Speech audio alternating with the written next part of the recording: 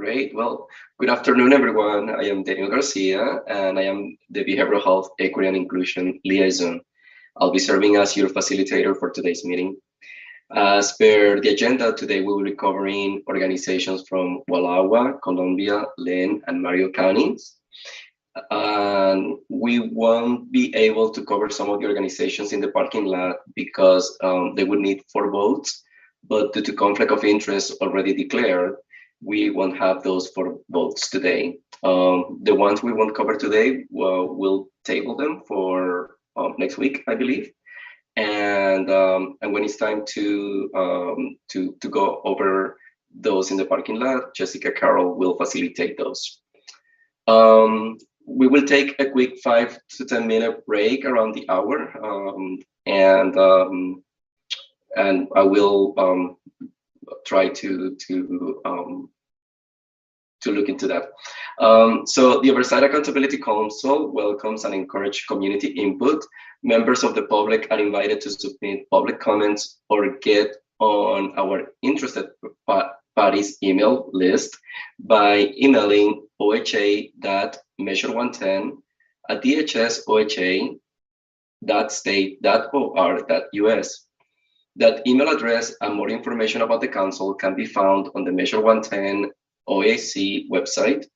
And for more information or support with community engagement, contact Jessica Carroll at jessica.a.carroll@dhsoha.state.or.us. Oversight Accountability Council members have asked that the Oregon Health Authority and other staff who are present in the meeting space introduce themselves in the chat. So please share your role with the agency, and if you are a subject matter expert and your area of expertise. Thank you. And I'm going to introduce mine before I forget. Here it is. All right. So because this is a voting subcommittee, we will be asking for subcommittee members to declare any conflict of interest that they may have. We will request these declarations before each full county. So if you would like to declare a conflict for the entire county, you may do so then.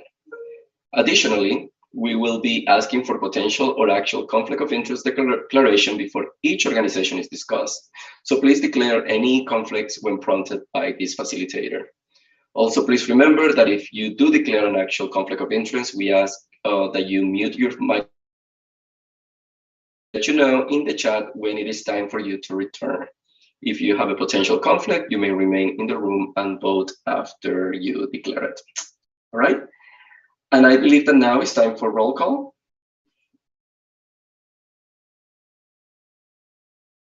Who will be assisting with roll call? I apologize, I was muted. Hello, everybody. I'm filling in for Walter today. And so we will do roll with who we have present. Let's see, Blue. Here. Nicole. Here. Thank you. Sabrina. I'm here. Thanks, Sabrina. And Zeb. I'm here. And then just for clarification, Morgan, Henry, and Leticia are all not present. All right, back to you, Danielle. You're muted, Danielle. Sorry. Thank you. So welcome again, subcommittee members, and I believe that we have quorum, and let's begin. So today we will start with the organizations in the parking lot. Jessica Carroll will be leading this part. And I believe the organizations are Malheur County Lifeways and Tillamook County with Tillamook Family Counseling.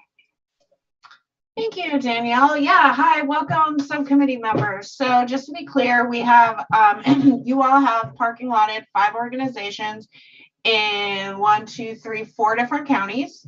Due to our numbers today being just at quorum, we can only look at 2 of those organizations today. One Malheur County Lifeways, and the second Tillamook County Tillamook Family Counseling.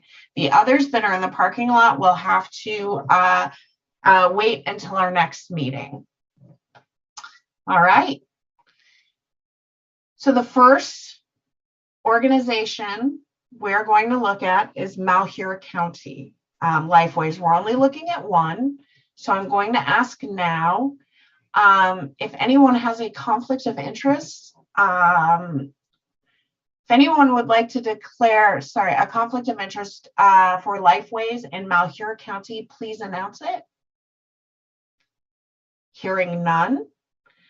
Lifeways has applied to provide SUD treatment, peer support, housing, harm reduction, and supported employment in Malheur County. You have two reviewers, both reviewers recommended. First reviewer, recommended yes. Second reviewer recommended yes. You can find this rubric in your Malheur County workbook under Lifeways 1 and the Lifeways 2 tab. And with that, I'm going to hand it over to the subcommittee for discussion or a vote.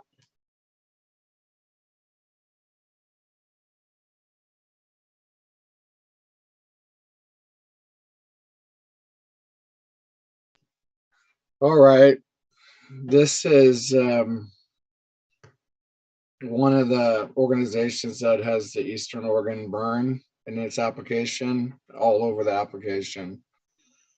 So this is the one where we have to look at the application for what the application states, and make our decision based off of the information that we could use in that application. So I don't know if anybody wants to get started with discussion on that.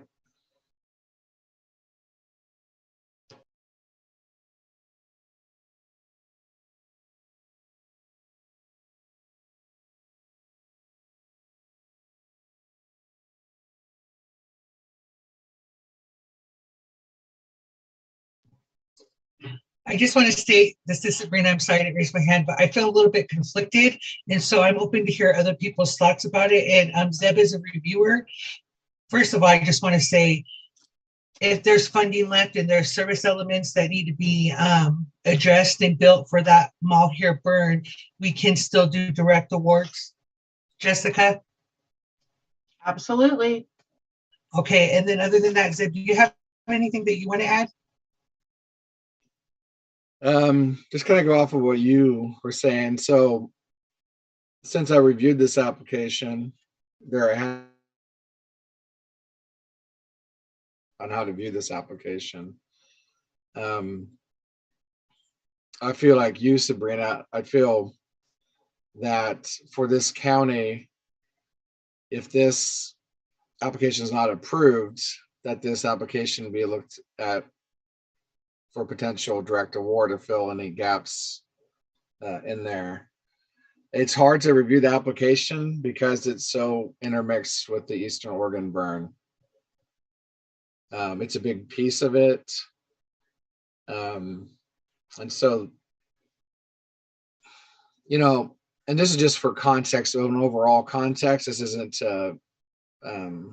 factoring into my decision, but the budget is around $5,795,000, and that's with relying on something that's not there. So to me, that would only make the budget potentially be higher. So that would be a concern that I have.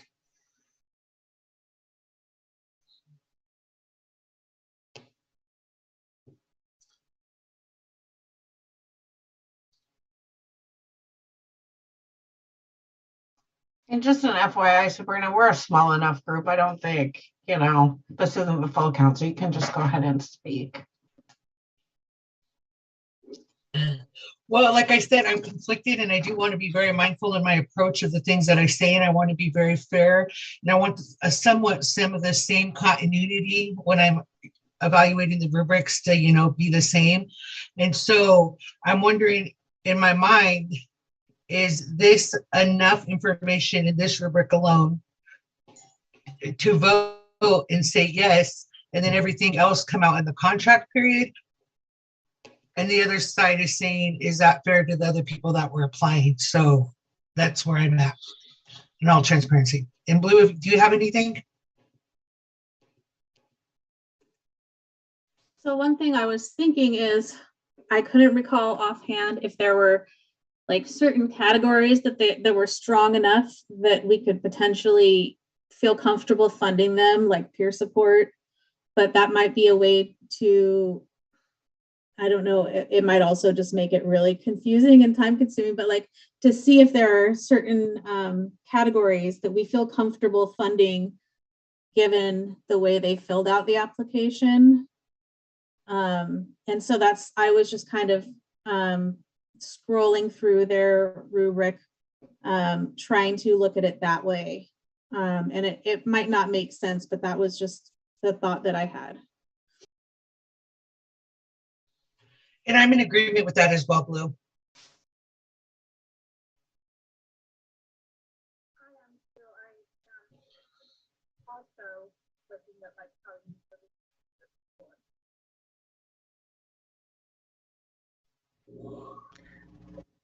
Nicole, were you just speaking? It was very quiet. I'm not sure if that was just for me or for everybody. Just barely. You're so quiet. Is Nicole speaking? What was Nicole speaking? I didn't see. Yeah, twice.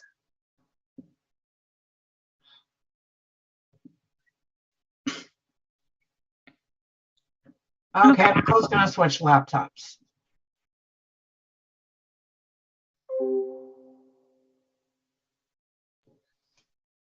What makes this really difficult is that literally everything is tied in with the Eastern Oregon burn. If you look at the rubrics, like harm reduction, supported employment,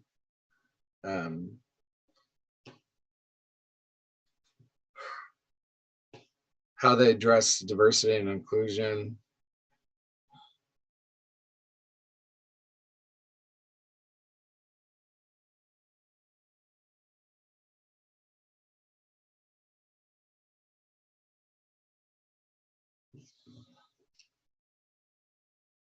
Yeah, I'd really like to hear what Nicole has to say for sure.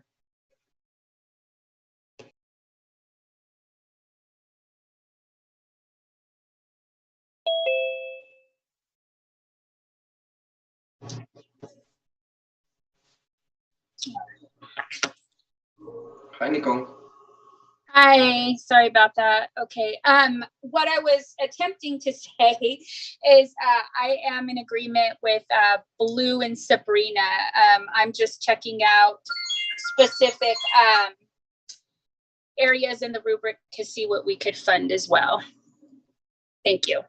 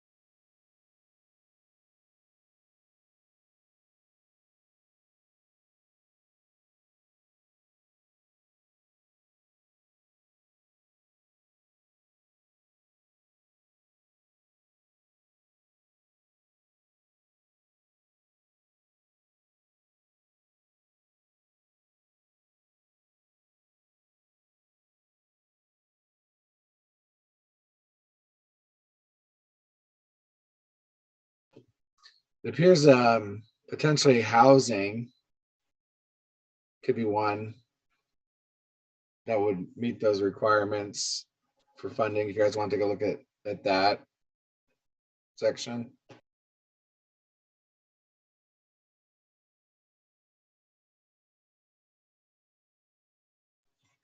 I don't know. I think, in my personal opinion, and please correct me if I'm wrong, if I'm misreading it. I also like the SUD section and the peer support section. It looks like it could be. There's not a lot of reference to the Eastern Oregon one in that, and in the supported employment section, there's very few references of depending on the Eastern Oregon burn.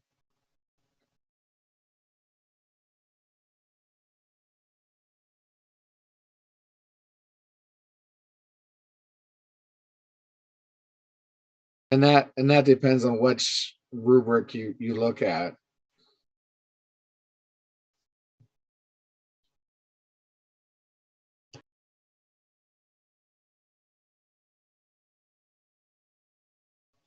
I was looking at yours, Zeb.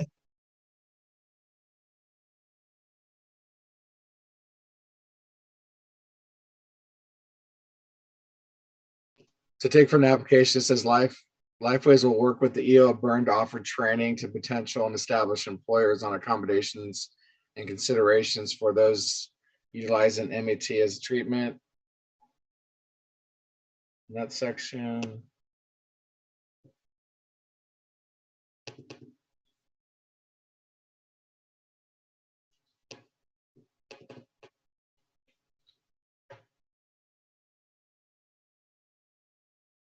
But yeah, I could see that. I could see that, Sabrina. For that.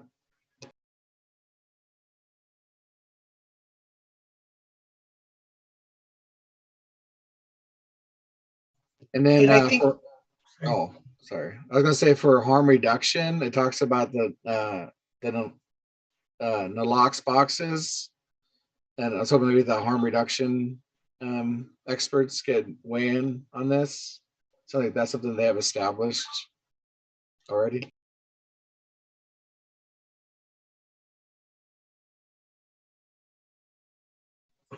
I'm going to take a look at it as I begin. I'm just toggling back and forth between my screens, but I acknowledge your question.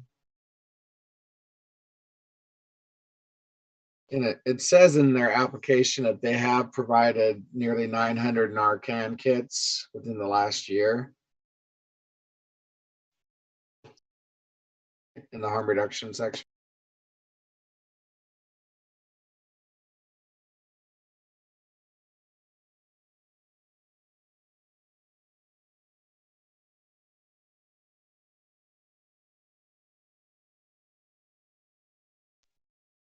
I did notice there is mention of a sobering center in at least one of the rubrics, and it's not clear to me if that is completely run by Lifeways or if that is in their application, if it was a proposal. Jessica, did you have something on that? Well, I was just gonna let y'all know that Sydney sent the application out if you just want to take a look at it on 4/21, I believe, just to make it easier to find in your email. I don't know.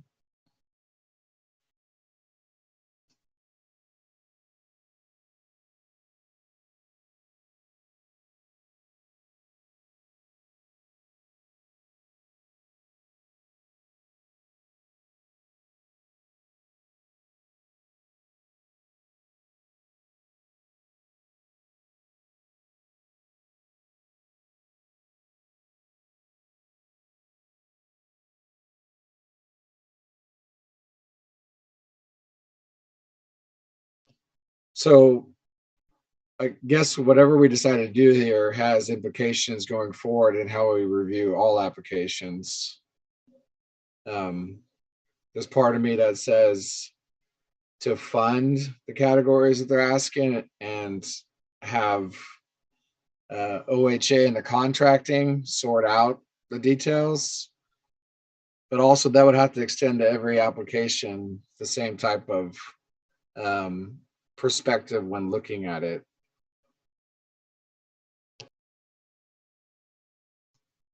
And if I can just say, yes, every application, not just that, like every one of them needs to, we are evaluating what the organization says it can do. Right? So I think you're right, Zeb, this is the way to look at every application. You are correct. Yeah, and I'm in agreement with, well, obviously we have to, like, that's legally what we're bound to do, but also I think I'm going to give everybody a few more minutes, and then I think I know where I'm at with my situation.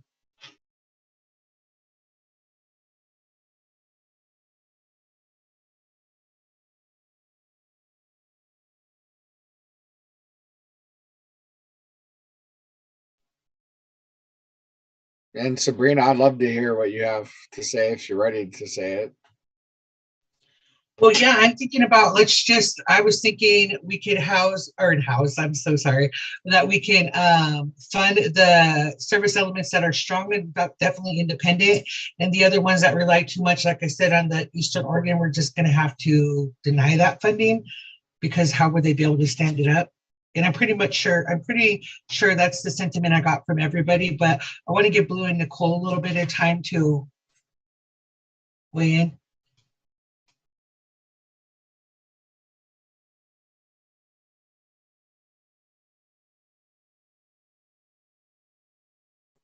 I'm still going over the first reviewer's rubric.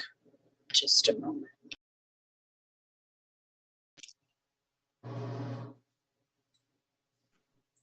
I noticed in their budget they have, and I guess this can get worked out, but there is a budget for Lines for Life doing screenings, which I think, I don't know if we talked in full council, but we talked about that in a meeting.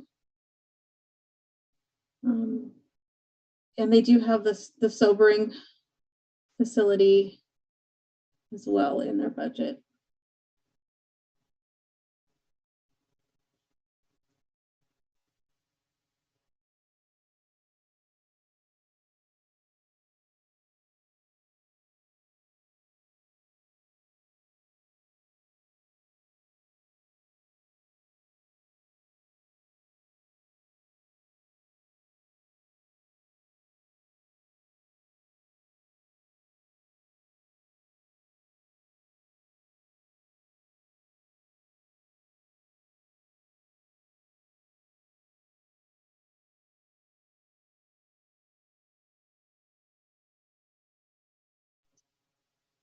Okay.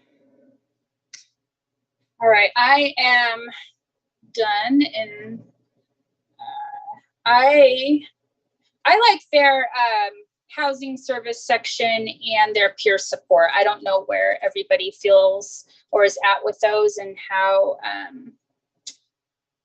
you all feel about that. I know, Seb, you reviewed this application and you've been speaking on it, but that is where I stand right now. So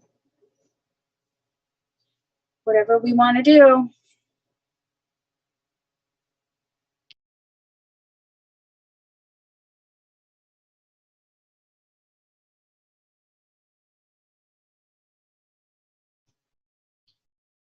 Was that a motion, Nicole? No? Okay, sorry, I was multitasking. I thought I heard a motion. No, it was not a motion. Fair enough.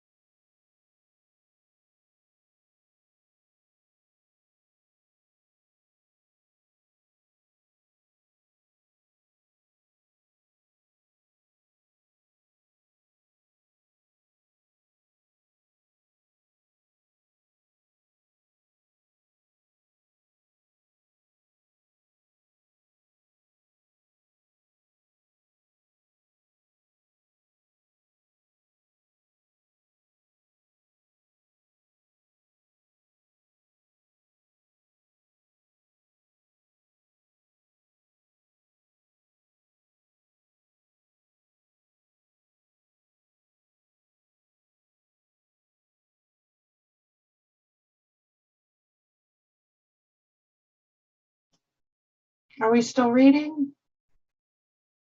That's okay. Just checking.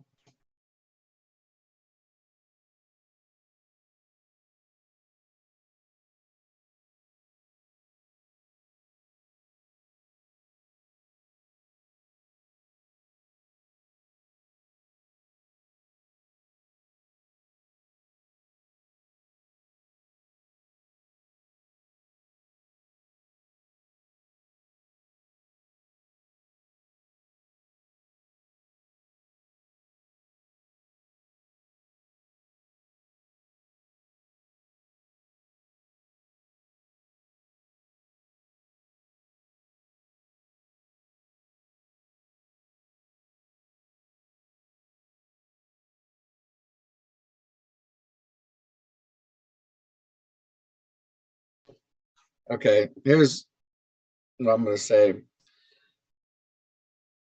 When I initially read this application, I did the rubrics. It was definitely an approval for me to fund all aspects. I think that it was a strong application. And then when I got more clarification, it really muddied the waters because my major concerns about the reliance on the Eastern Oregon burn for the training.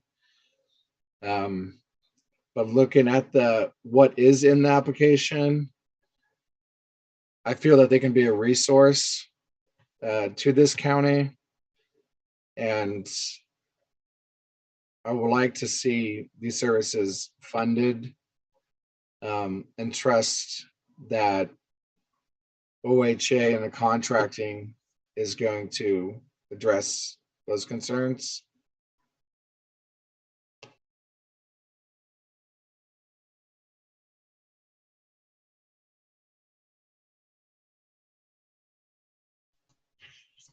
And I just wanted to say, when I read the rubrics and I looked at them, it does seem like they're still pretty much in alignment with the spirit of ballot measure 110. And there is a mention of the other burn, but it sounds like from the way that the rubrics look, they can still stand up on their own in those areas.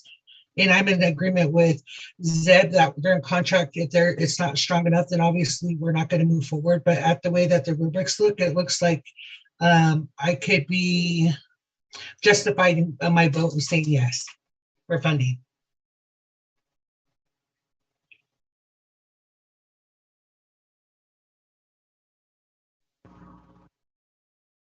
All right, so $1 million question. Do we have a motion?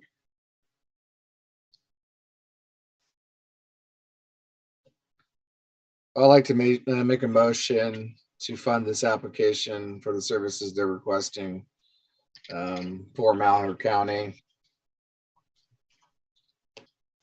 All right. Do we have a second?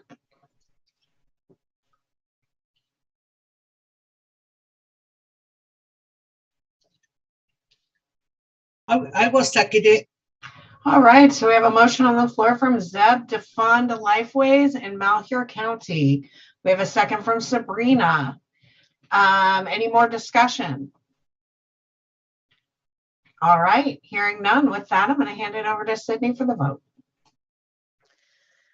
Okay, motion to fund Lifeways in Malheur County. Blue. Yes. Thanks, Blue. Nicole. I vote yes. Thanks, Nicole. Sabrina. I vote yes. Thanks, Sabrina. And Zeb. Yes. All right, with 4 yeses, that motion passes. Back to you, Jessica. Oh. I am muted. Thank you so much. All right. It is 12:55, and I just want to honor the breaks that we promised to give folks. So why don't we come back at 1:05 and continue on? Dale, I see lots of celebrations. So, all right. See you in 10.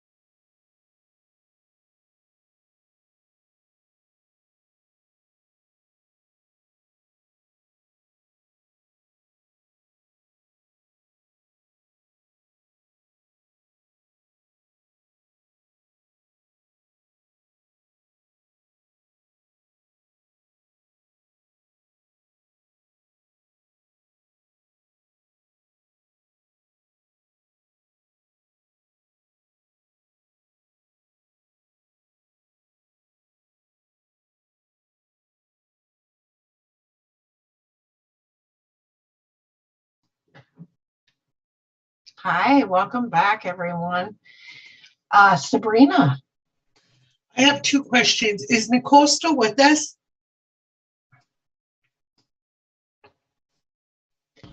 Mm-mm. Oh, Oh, here there she is. She is. I was wondering then if we could vote on the ones that we tabled because we didn't have enough, like the conflict of interest piece.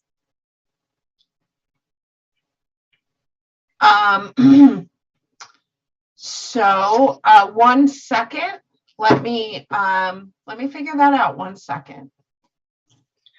And the second question was if on our next meeting, when we get all of our materials, can we please get all of the materials and the parking lotted items in one email or 2 consecutive emails? Because toggling back and forth between many, many different Excel documents and emails and stuff like that, I'm afraid I'm going to get one mixed up trying to be in sync when we're evaluating. And it'd be very helpful for me. So just to clarify, the only one I didn't send yesterday when I sent all of them was the Malheur one because y'all were waiting on DOJ advice. And so that was my fault for not sending that one. But all the other materials were in the same email yesterday. Oh, no, I understand, but I'm looking for the rubrics of the counties that we're going to be doing. I didn't see the counties. I just saw the budgets and stuff in that last email. And That's so fair. please forgive me if I'm wrong. And so I'm not the most IT tech kind of person. And so it would help me, but if it's not too much trouble on your end, I'll just keep doing it the way I'm doing it. Nope, that's perfectly fine. Sorry, I left out the rubrics. I thought you were asking for the materials and I was like, oh, I didn't send that because I only had in the notes for the advice. So I apologize. We will do better about sending those rubrics again too. Thank you. And also with my computer continuously rebooting, when I have all of my materials pulled up, it's fine. But when I'm going back and dissecting all the emails, but when my computer reboots, then I have to go back and do that again. So thank you very much, Sydney. We appreciate you.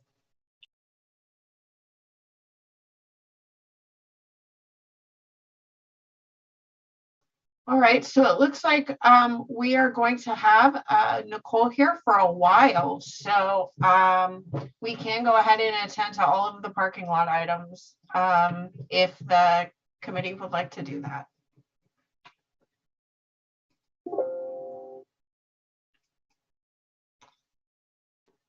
I'll just state again that I have not had the time to look through the materials for what we parking lotted. So it would take me a little bit to review that. But if that's how everybody else wants to proceed, that's fine. I apologize, Blue. I thought it was only the stronghold that you didn't have a chance to look through. So I apologize. We can always do it next week. I just thought that we could do Lincoln County and the other one, but it doesn't really matter to me. For me, if it's not too much trouble, Blue, I would really like to kind of close off those counties. Much to ask them. Like, then it's okay. We can wait till next week. I am completely flexible and open to what we need to do as a team.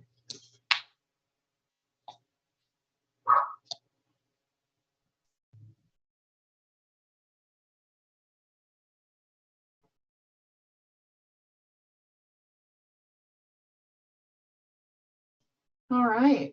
Oh, I'm sorry, Jessica. I think if you were talking, you were muted. I saw your box light up, but yeah.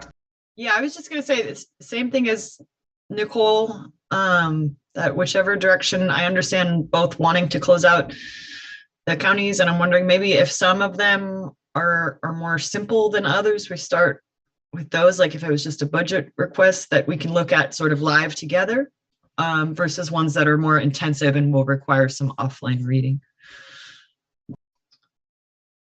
So please correct me if I'm wrong, but I believe we had next, we were going to do Tillamook next just because we didn't have quorum otherwise.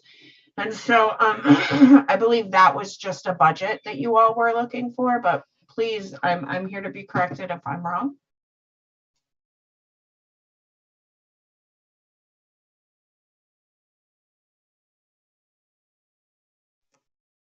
Does anyone remember why we were looking at the budget?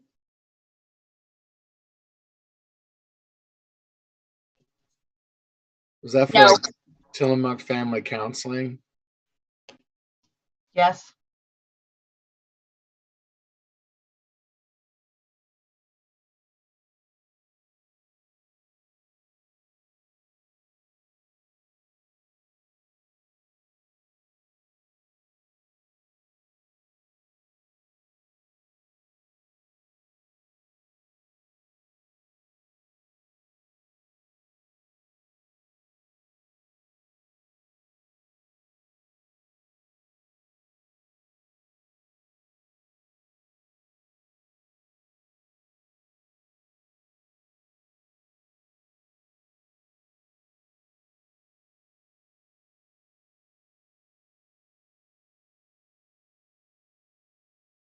It looks like in one of the emails, there was a note that we were concerned about diversity and inclusion and harm reduction. So that's, I guess, what I'm gonna look at in the budget.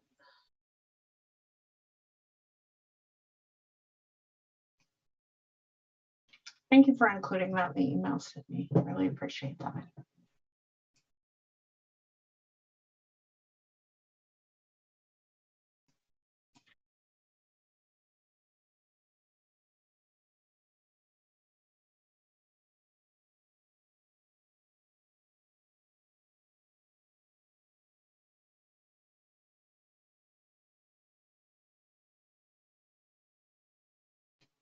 All right, so I'm going to go ahead and call the organization and county out. So we are looking at an organization in Tillamook County. Because there's only one, we're just going to ask for the conflict on the organization. We're looking at Tillamook Family Counseling for Tillamook County. If someone would like to declare a conflict of interest, please do so now. Hearing none, Tillamook Family Counseling has applied for SUD treatment, peer support, harm reduction, and supported employment. We have 2 reviews. First recommendation is a yes. Second recommendation is yes. And these recommendations can be found on the the TFCC1 and TFCC2 tabs in your Tillamook County workbook. And with that, I'm going to throw it back to the subcommittee for either discussion or vote.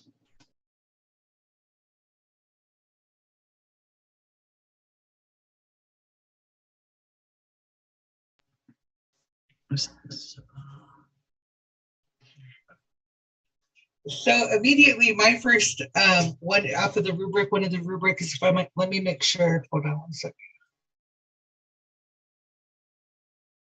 Tillamook Family Counseling, right? Correct. Okay, well, it says, yes, but it should be noted that TFCC is the only agency in the Tillamook borough offering supported employment services, and these services are only available to individuals with a documented mental illness.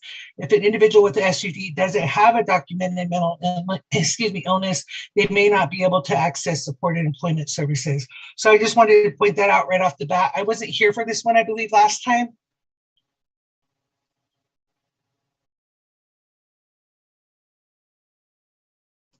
Thank you, Sabrina. Morgan.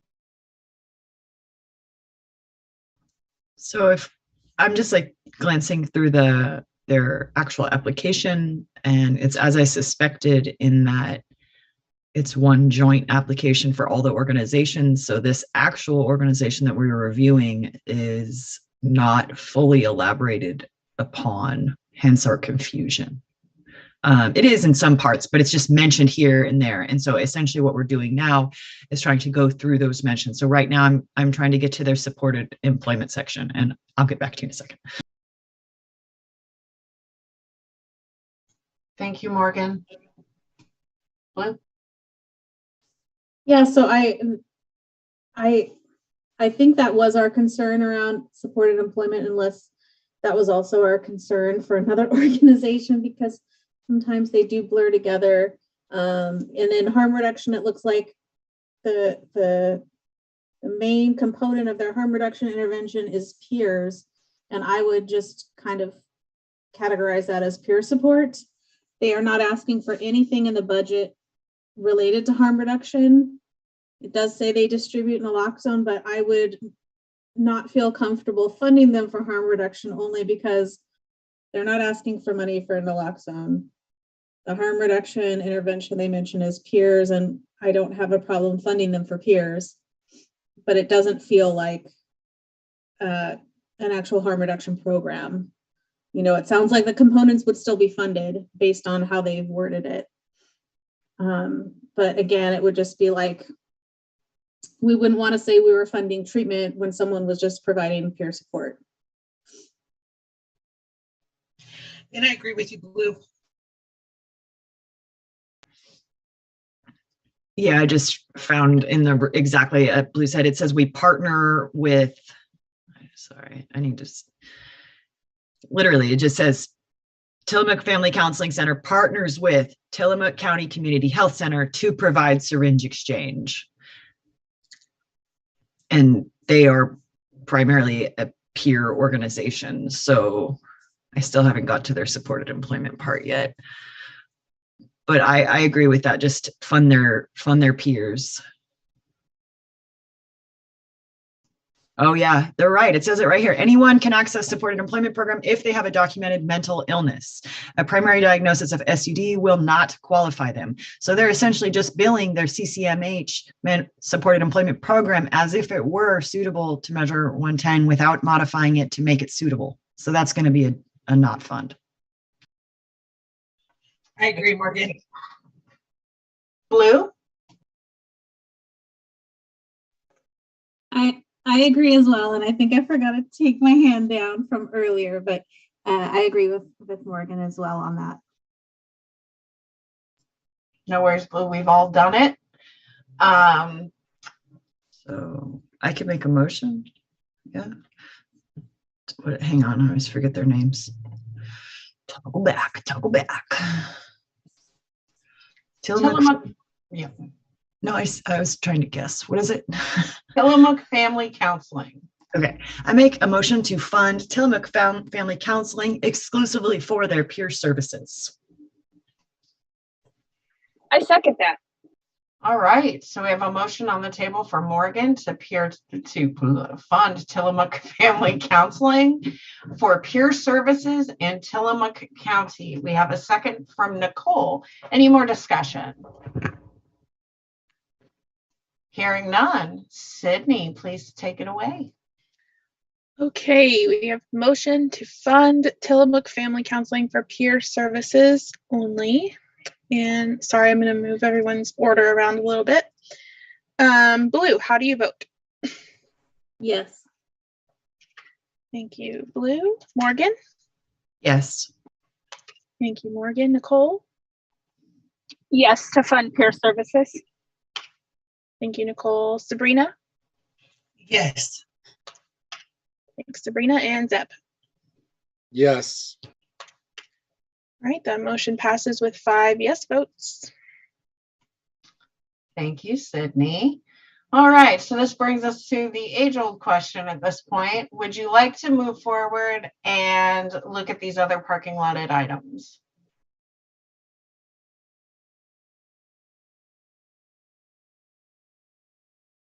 We have one for Lincoln County Bridges to Recovery.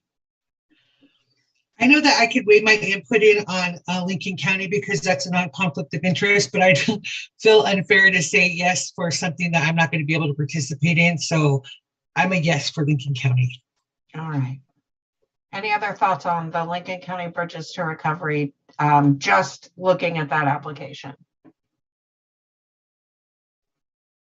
I'm okay with it. That was the last one that would complete the county as well. Is that correct?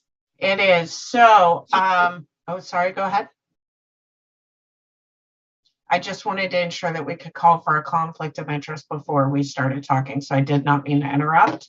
I just want to ensure that we're doing that. So we are looking at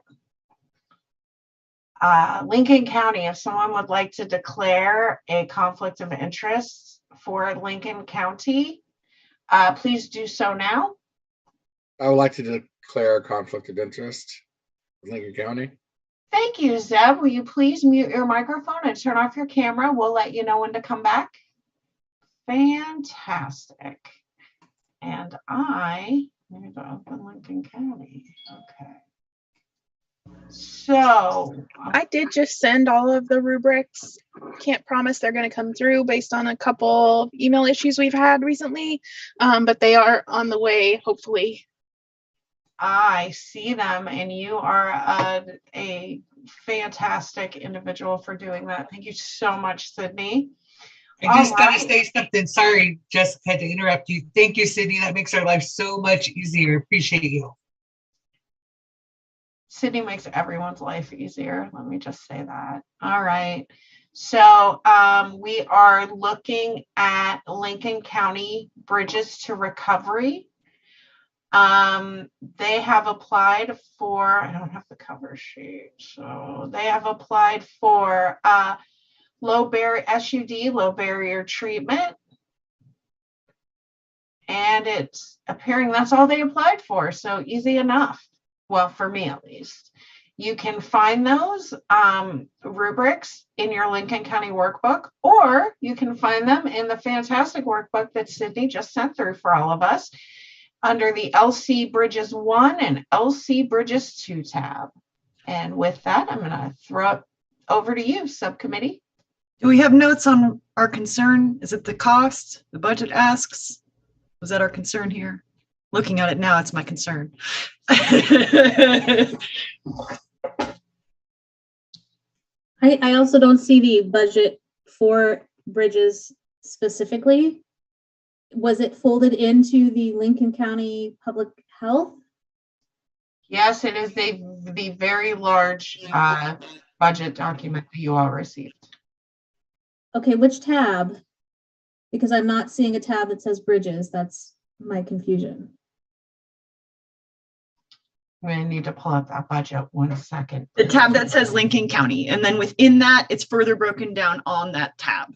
So you'll see the Bridges to Recovery section within the Lincoln County tab. That is correct. It's a Lincoln County program. Thank you, Morgan. Thank you, Sydney.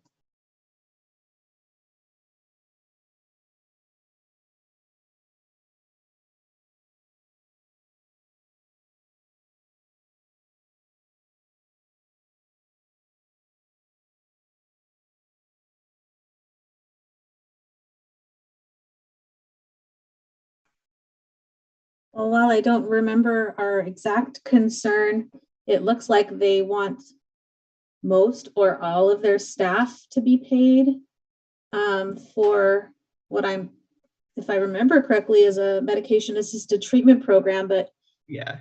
I'm having a hard time grasping, I don't know, like that they're not able to be reimbursed for any of those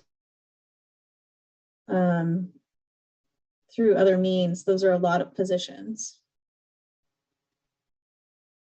Yeah, that was my concern too. I would otherwise there were no concerns about this application other than asking for huge amounts of FTE on reimbursable services. So I would probably say partially fund this and look for a fairly substantial reduction of their ask, because these are billable services and an organization that's already operating. And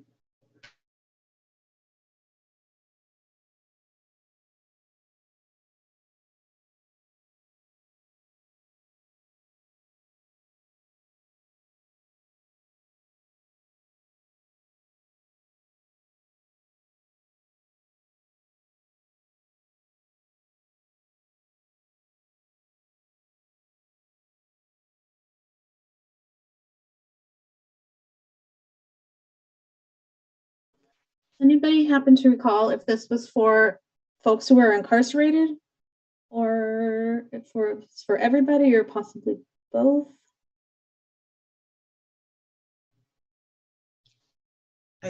No, I don't think this had ever said specifically the jail.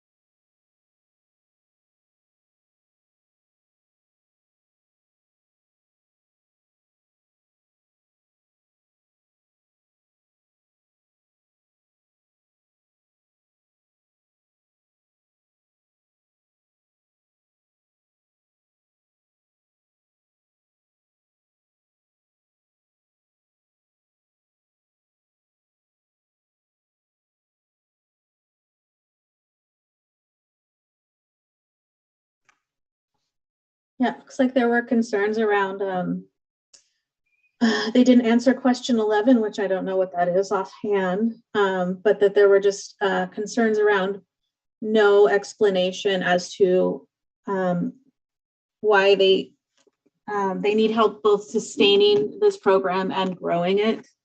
And it does look like it's more than doubling the staff is what's in the budget. So it's a pretty huge expansion.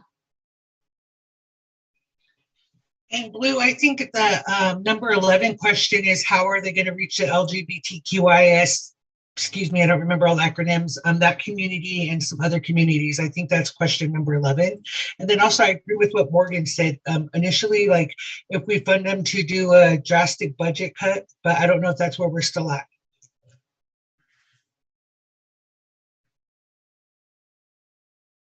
I mean, they're clearly integrated already into the pre-existing consortium that exists in Lincoln County because this was a joint application. So there is utility here. But in no way will we be using Measure 110 funds to double the size of their workforce when they can't even prove that that doubling would actually double the amount of people that they reach or reach underserved communities. So I would say partial funding for their SUD, and then with a specific note. And when I say partial, I mean like 20% of this acts or something. Like it's really, really partial.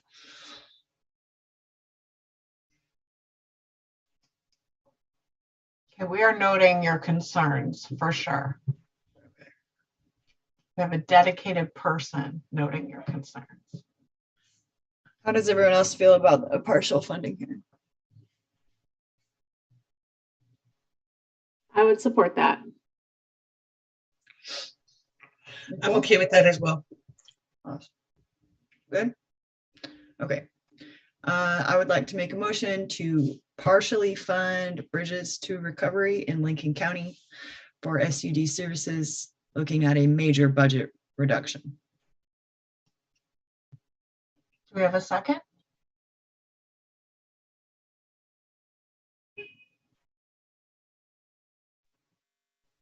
I will second that. All right, so it sounds like Nicole. Okay. So we have a motion from Morgan to partially fund.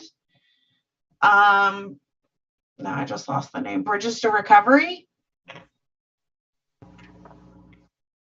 Is that correct? Yes. Thank you. Bridges to Recovery in Lincoln County with a significant reduction in budget. We have a second from Nicole. Any more discussion? Hearing none, I'm going to send it on over to Sydney. Okay, motion to partially fund Bridges to Recovery for SUD services in Lincoln County. Blue, how do you vote?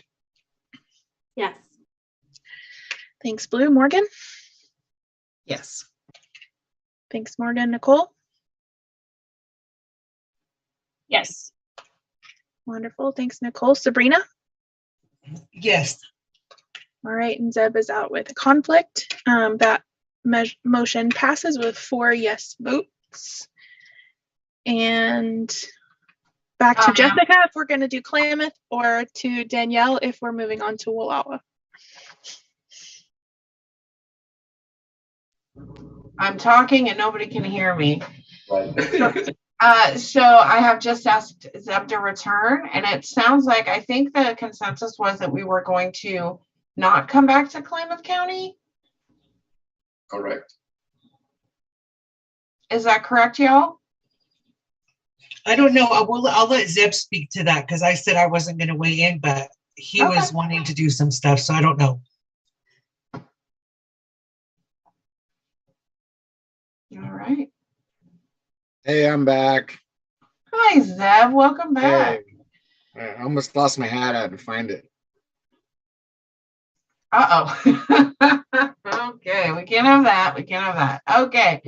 So the question on the table is, do we roll through Klamath County? I know that specifically the Stronghold, because that application was requested at your subcommittee meeting yesterday, not everybody's had time to look at that, so we likely would not be able to get into that. However, we could look at the other application parking lotted if you so choose. So we just need maybe a raise of hands or some thoughts. Morgan. No, well, I mean, if the other one is, it can be done live, I would like to just try to make as much progress on our pre-existing counties before moving on to the next, just because I have like a compulsion to finish things, but that's just me. That's my own personal business. So if that's not what other people want to do. All right, I see a thumbs up from Zeb. I'm seeing a heart from Blue. I know Nicole said that she was good either way. Blue, did you want to say something? Nope. Okay. I never could tell because usually yeah. So, okay. So we are going to be looking at Klamath County, red is the road to wellness. If you have a conflict of interest with red is the road to wellness for Klamath County, please declare it now. Yes, I have a conflict of interest and I'll be turning off I'll mute myself, mute you guys, and turn off my camera. Awesome. Thank you so much, Sabrina. We'll let you know when to return. All right. So we are going to be looking at red is the road to wellness. Red is the road to wellness is applying for SUD treatment, peer support, housing services, and harm reduction intervention and supported employment, it looks like. Yes, Zeb? I thought that we voted on this one already. You were going to vote on this one. However, we had somebody drop off and we did not have enough people to vote on this one. So y'all kind of already made your decision yesterday. We would just be doing the vote today. Blue. Letitia made that motion to fund SUD peer support. And if somebody can remind me of the other one. So the motion yesterday was, which you are not bound to at this time, but the motion yesterday was to partially fund Red is the Road to Wellness, excluding supported employment and harm reduction, making sure the staff are paid livable wages. So do we need to make a new motion? Yes. Do people want to discuss this or look at it? Okay. Yeah, now I got to see if I can remember what was just said to me 1 minute ago. Okay, a motion to fund Red is the Road to Wellness for Pierce. Oh, I'm gonna. Sorry. So to fund them for peer support, SUD treatment, and housing, including or making sure that they pay staff livable wages. Ooh, okay. I second. All right. So we have a motion on the floor from Blue to partially fund Red is the Road, except for their supported employment and their harm reduction, correct? And ensuring that the staff get paid a livable wage. We have a second from Zeb. Any more discussion? All right, hearing none. Sydney, when you're ready. Ready. All right. Blue, how do you vote? Yes. Thanks, Blue. And I'm sorry I did not restate the motion that time. But again, we're partially funding Red is the Road, excluding supported employment and harm reduction, and making sure staff are paid livable wages. Apologize. Morgan, how do you vote? Yes. Thanks, Morgan. Nicole. I vote yes. Thanks, Nicole. And then we have Sabrina out with conflict. And Zeb, how do you vote? Yes. All right, that motion passes with 4 yes votes. Back to you, Jessica. All right, let's let Sabrina know that she's able to come back.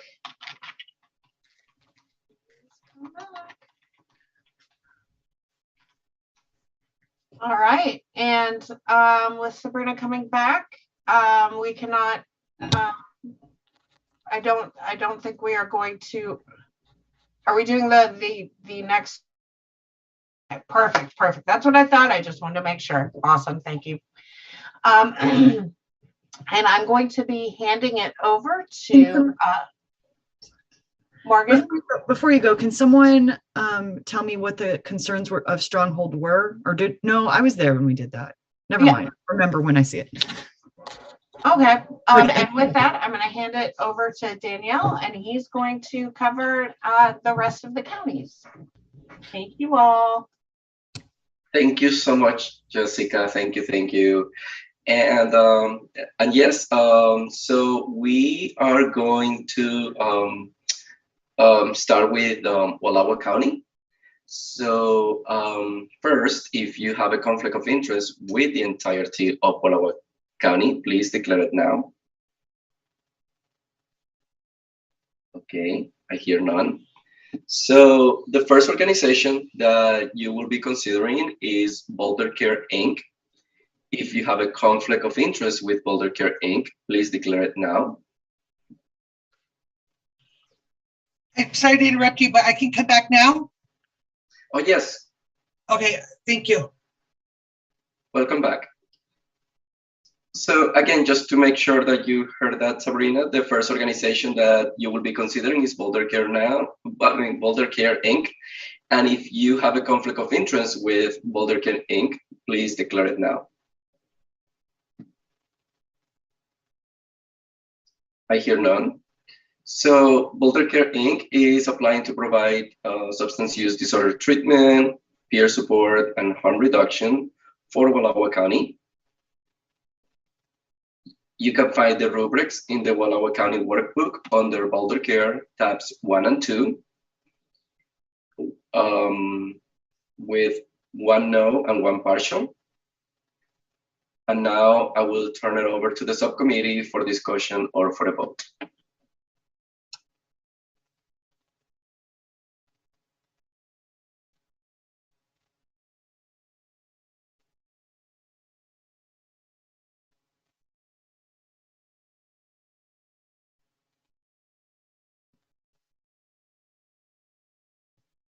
Zeb, I'd love to hear your thoughts on this one because I would think Wallowa County is one of those counties where it would be a service, but I see that you said no.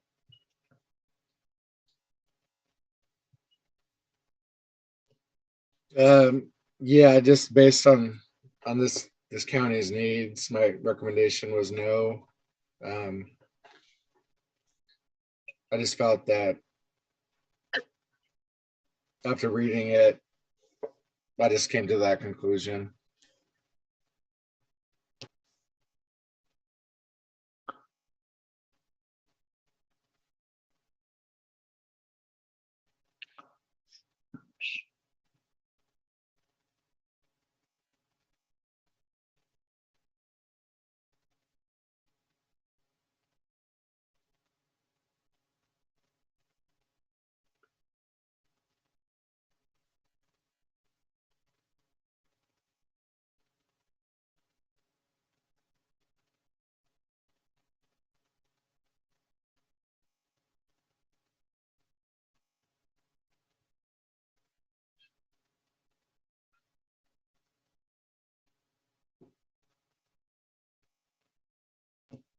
I'm open to hearing a discussion to the opposite.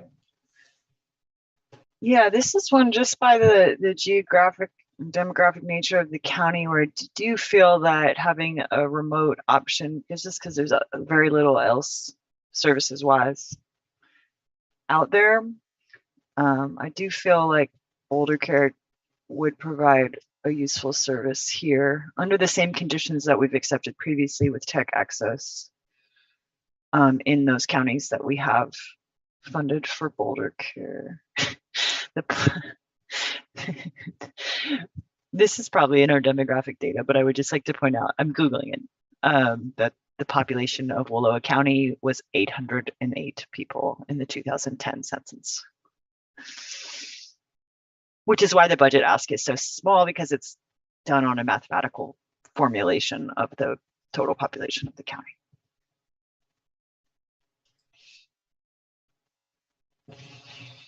I'm in agreement with what Morgan said too, just because of the diverse or the small amount of people that they have, and then being able to reach people in their homes via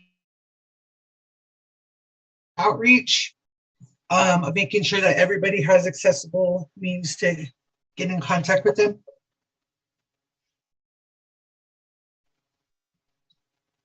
I'm in agreement with Morgan and Sabrina. So I tried to pull up one of my other counties that had a budget included, because I was curious what, I know that Boulder Care put every county into like every budget so that I was able to pull up, how do you say it? Walla Walla. Well, it's not Walla Walla. But it looks like their estimated patients is 6.6 people, and they're asking for around $14,000 for 7 people. So that would be a small concern.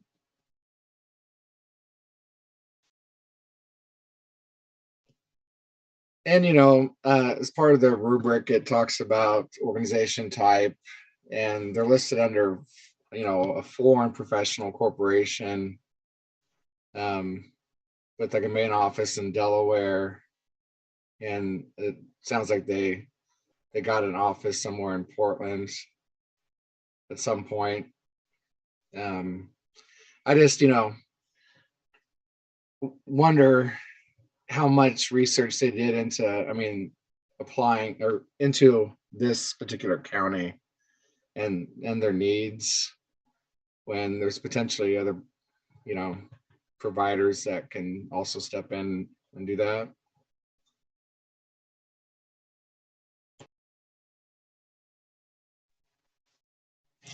And also that was my concern too before about the people that are answering the phone line, even, is the diversity, then you guys understand what I mean, the word diversity. I can't say the proper word in the sentence, but the lack of not having that is always a concern of mine. I hope you guys understand what I was trying to say.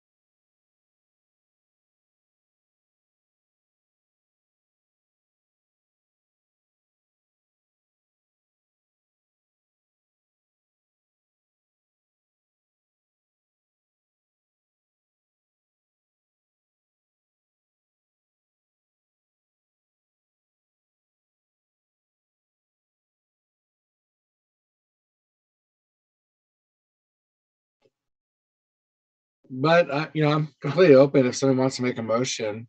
If you see value in it, then I'd support that. Okay. Is anybody ready to make a motion?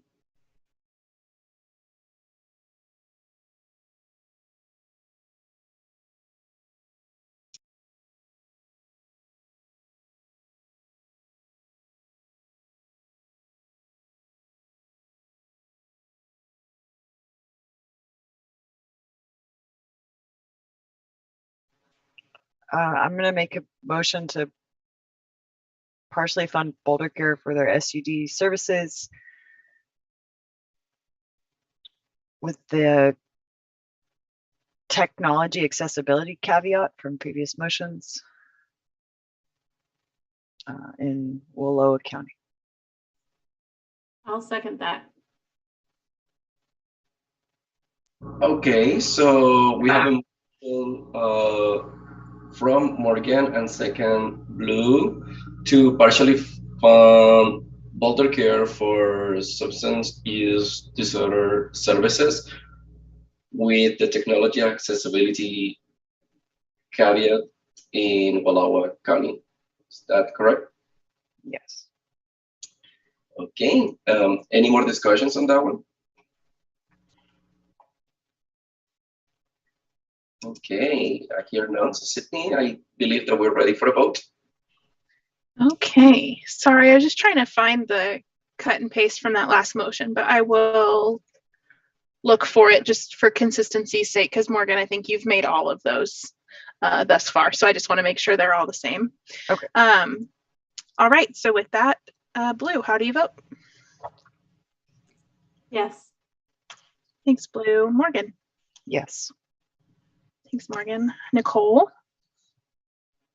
Yes. Thanks, Nicole. Let's see, Sabrina. Yes.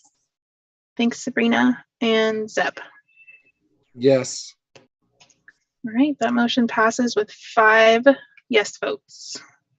Back to you, Danielle. Yeah, wonderful. The other organization that we have from Wallowa County is Wallowa Valley Centers for Wellness.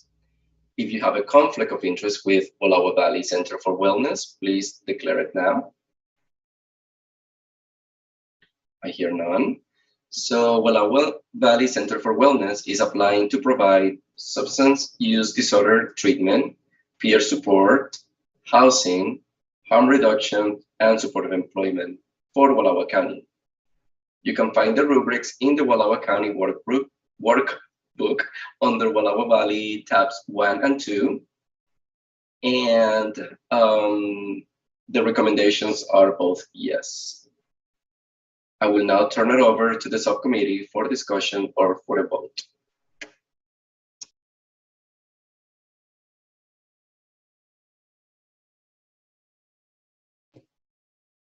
I reviewed this application and I would vote to fund all the services that they've requested.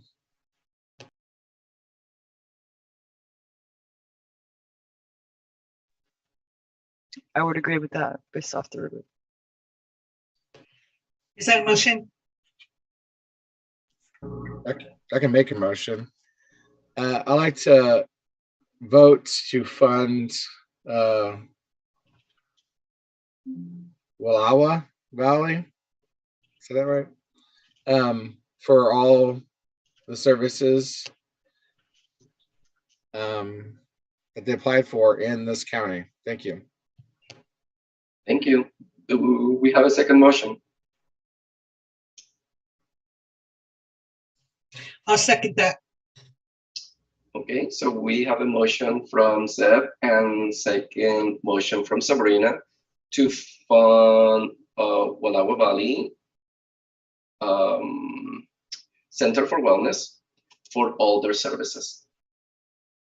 Any more discussions? I hear none. I believe, Sydney, we're ready to take the vote.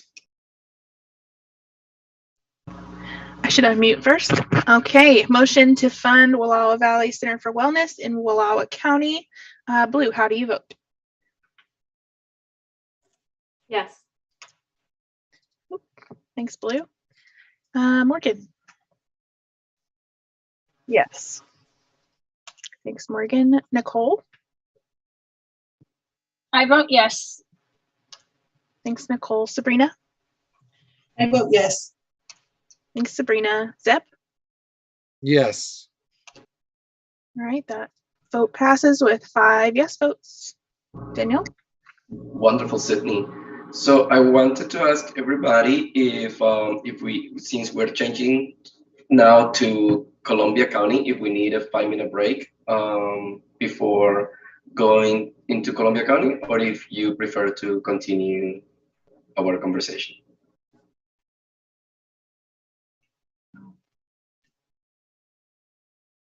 I just want to say I feel really good about completing 3 counties so far.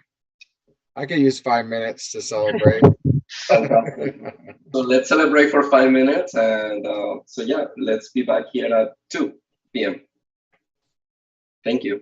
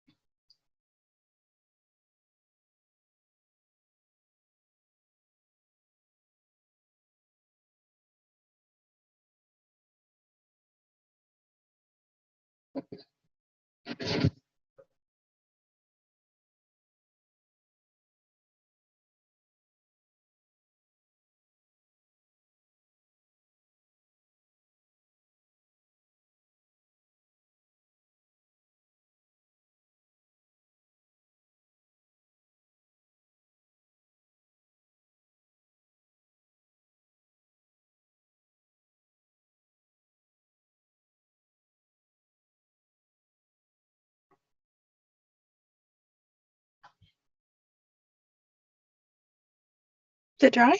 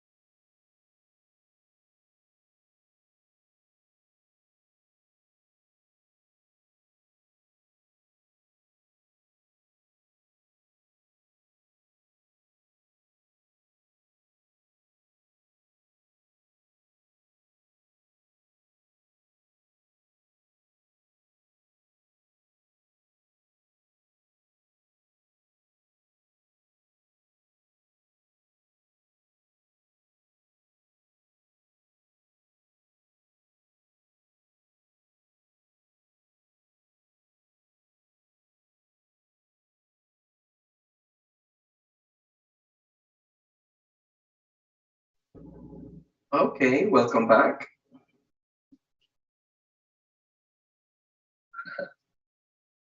Who is that, Morgan? Well, I mean, when you, oh, somebody loves Morgan a lot.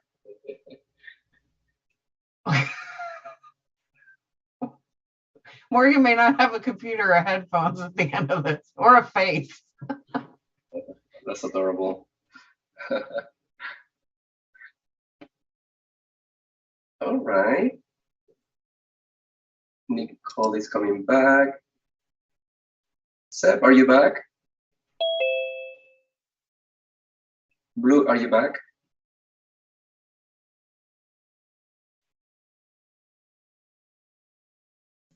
Yes, I'm here. Okay, wonderful. And Here, here.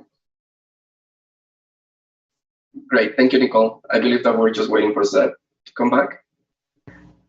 Hey, Danielle, just real quick, when Zeb gets back, I wanted to make a clarification point, if that's okay, on that last motion, Fantastic. or second to last, I guess. Perfect.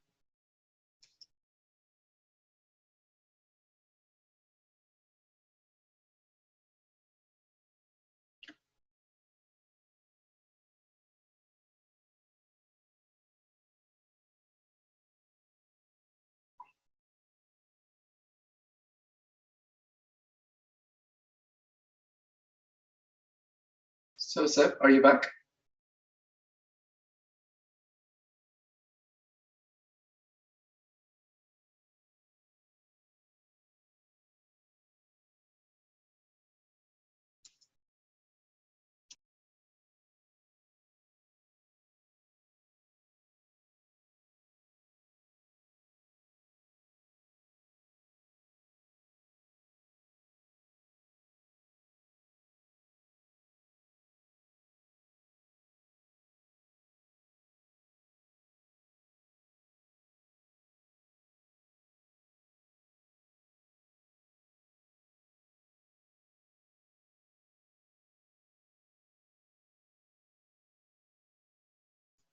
I'll text them.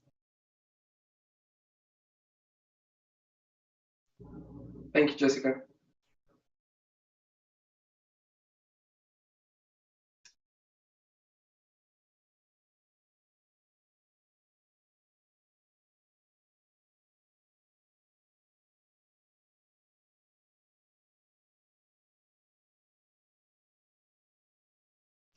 You must still be celebrating those 3 counties.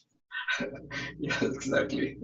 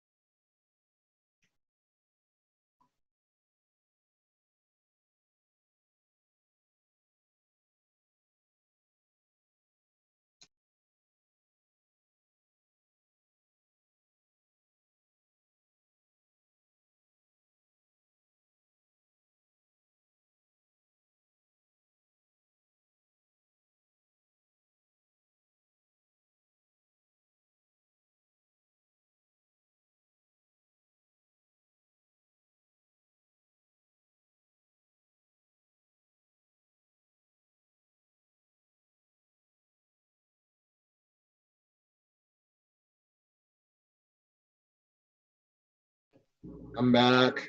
And here he is. Wonderful. Welcome back. from your celebration. So Sydney had a point to make here. Sydney? Yes, thank you. I just wanted to clarify with you all, because the previous motions for Boulder Care, I was finally able to locate it. It was a couple weeks ago. It includes partial funding for SUD and peer support, but peer support was not mentioned today. So I just want to make sure that's what you want to include, and check with Jessica maybe and see if we need to restate that or re-vote on it. So because the motion is voted on, if you all wanted to add that peer support in there, we would need to make a new motion and vote. Okay. So I would like to make a motion to also fund Boulder Care for peer support services in what county? Wallawa. Wallowa County. Thank All you. right, thanks. We'll just run through the vote one more time, if that's okay with everybody. So can I get a second on that again? I'll second that. All right, thanks, Blue. So real quick, Blue, how would you like to vote? Yes. Thank you. Morgan? Yes. Thank you. Nicole? Yes. Thank you. Sabrina? Yes. Thank you. And Zeb? Yes. All right, perfect. That's all set, and I apologize for that, but we are good to move on. Okay, so we got all 5 votes. And the next county that we will be considering now is Columbia County. And if you have a conflict of interest with the entirety of Columbia County, please declare it now. I hear none. So the first organization that you will be considering is Boulder Care. If you have a conflict of interest with Boulder Care, please declare it now. Okay, I hear none. So Boulder Care Inc. is applying to provide substance use disorder treatment, peer support services, and harm reduction services for Columbia County. You can find the rubrics in the Columbia County workbook under Boulder Care tabs 1 and 2. And in there, you will see one recommendation is a no, and the other one is a partial. I will now turn it over to the subcommittee for discussion or a vote.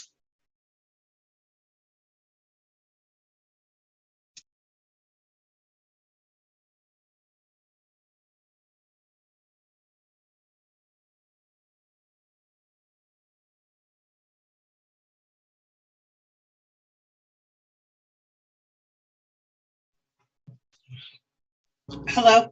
I Go was ahead. wondering if we could also get it dropped in the chat when we're working on which county, please. Thank you.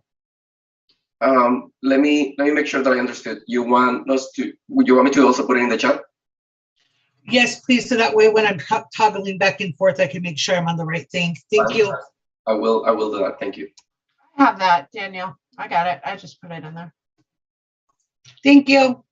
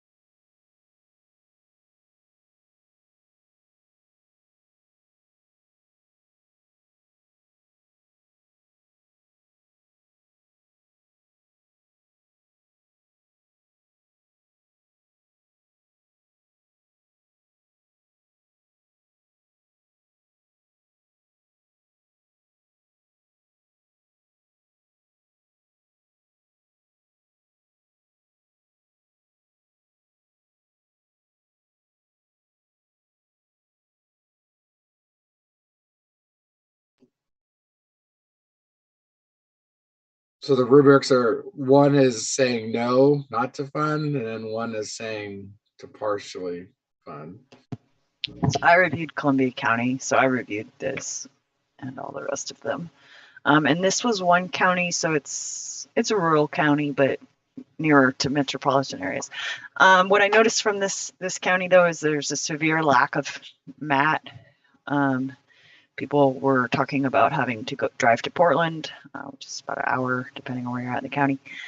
And so this was one where I chose to fund Boulder Care, but for the same reasons that I chose to fund it, a compelling argument could be made to the contrary because there are other services available in the county. But I will say that people repeatedly, it was discussed having to travel all the way to Portland to get mat. I was just wondering if we could then maybe just think about funding that service, which would be the SUD service, correct, Morgan? Yeah, but they They attach peers to anyone who's on mat as like a joint service. That's why last time we had to go back and add peers. Is oh yeah, I forgot. It's like if you're accessing mat, you can access peers.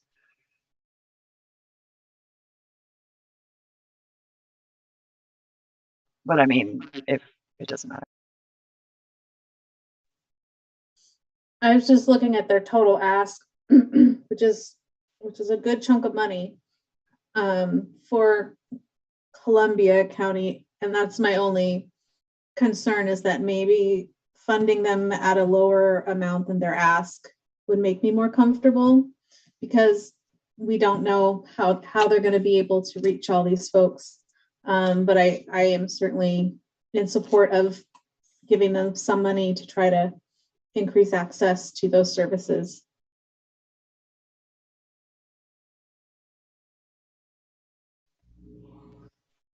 I agree with that. Okay, so let me know if you're ready for a motion or if we need more discussion here.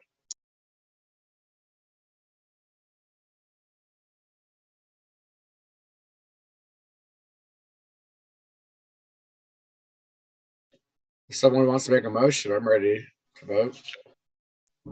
I'll make a motion. I would like to make a motion to fund Boulder Care in Columbia. Is it Columbia? Yes. For peer support and SUD with budget modifications and contract process. Is that too lengthy? Okay. Do I hear a second? I second that. Okay, Morgan seconds that.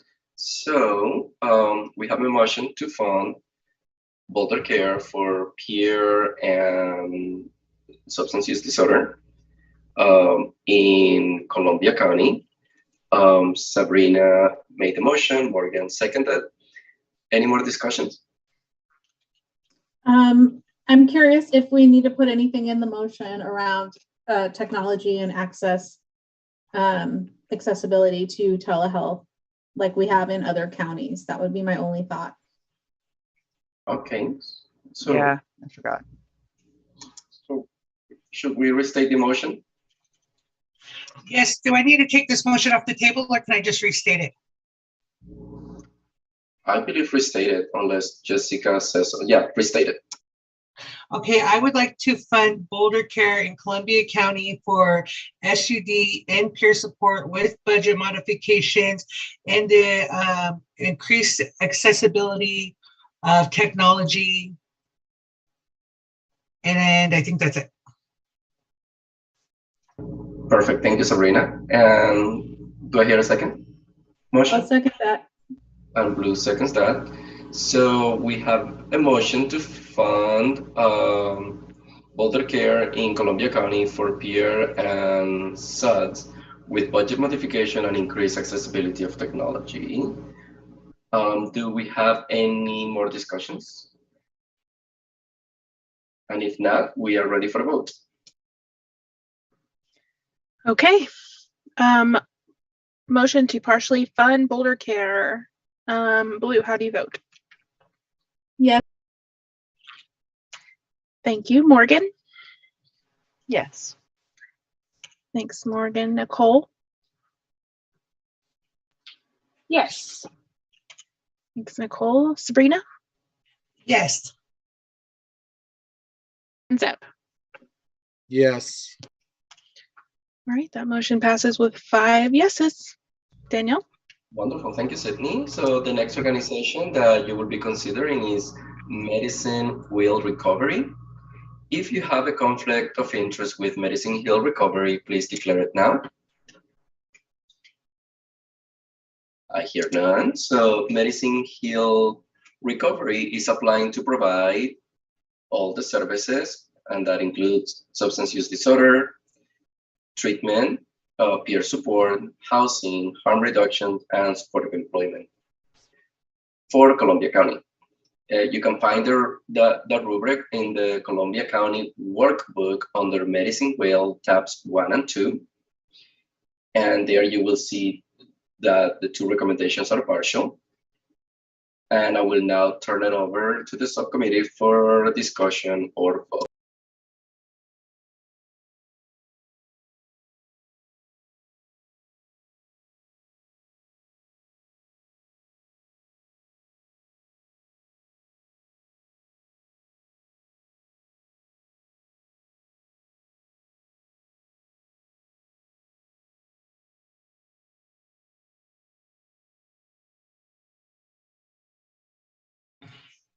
One of my concerns per the rubric is they request a cost for the housing.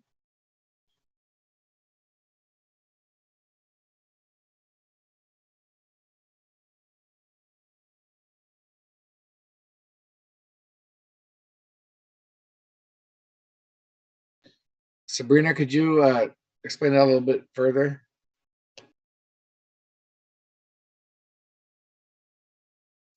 Okay, I'm going to take myself off mute and then I'll go to that rubric. So just bear with me. There'll be a brief pause while I pull it up, okay? Thank you, Sabrina. Yeah, so on, and it's just one of the things that I noticed is Zeb off of the rubric, and it was done by, it's rubric number 1.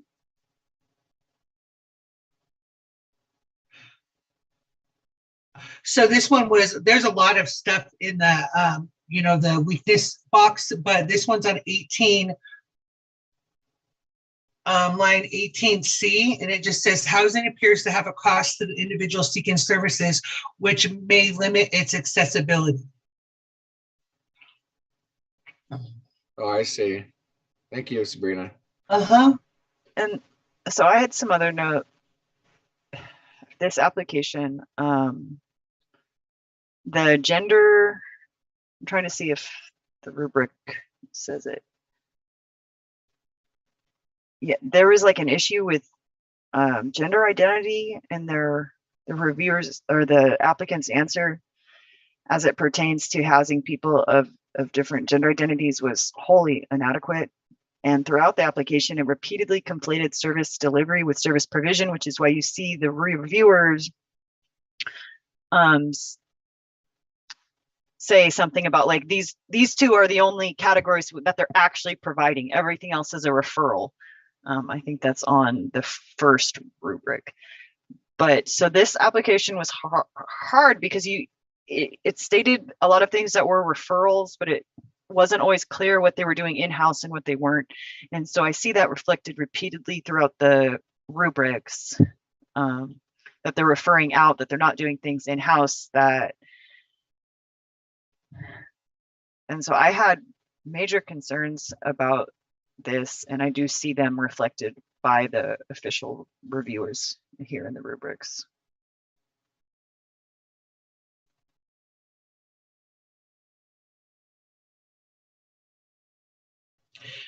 Just jumping around a little bit on the first, by the first reviewer in the rubric, that supported employment section looks like it's pretty solid.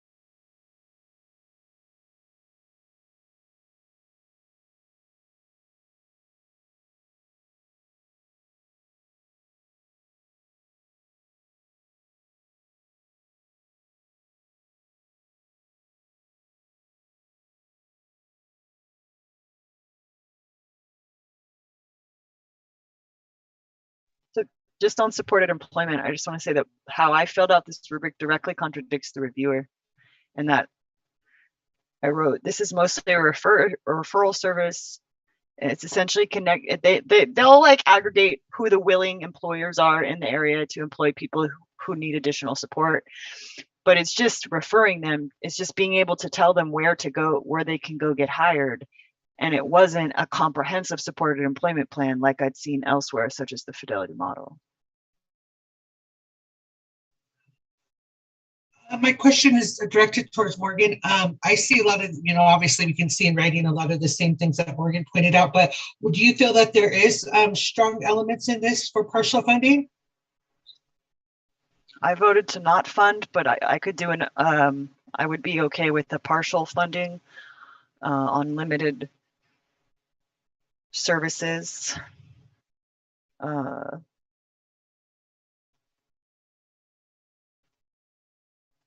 And probably not for housing, considering the fact that they were like, oh, there's no trans people here. And it's like, that is not.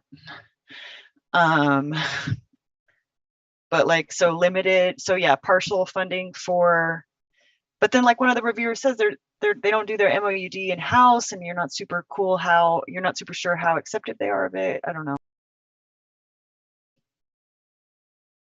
I mean, so based off the rubrics here, it appears that they do A&D, SUD treatment, and peers.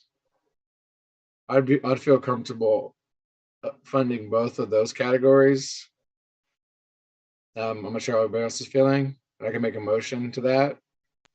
It looks like the rest of the stuff is, like a lot of referrals and stuff like that, right? Yeah. I'd like to make a motion to fund Medicine Wheel for SUD treatment and for peer services for Columbia County. I second that. Okay.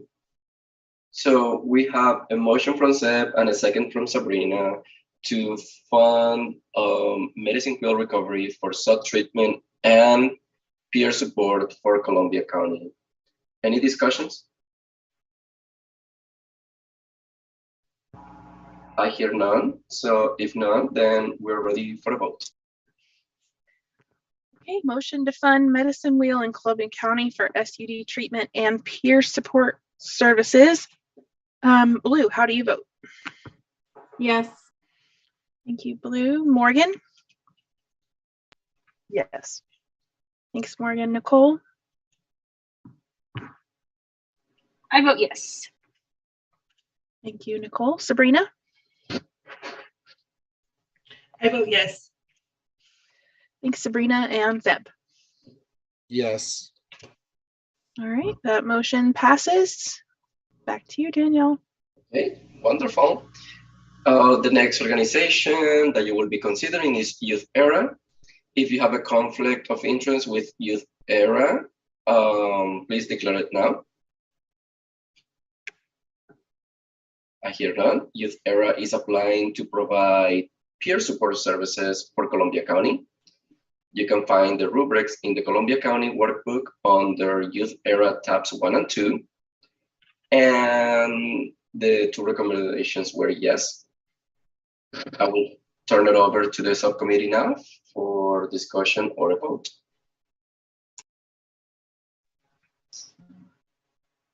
I agreed with both the reviewers here. Their rubric looks a lot like mine does.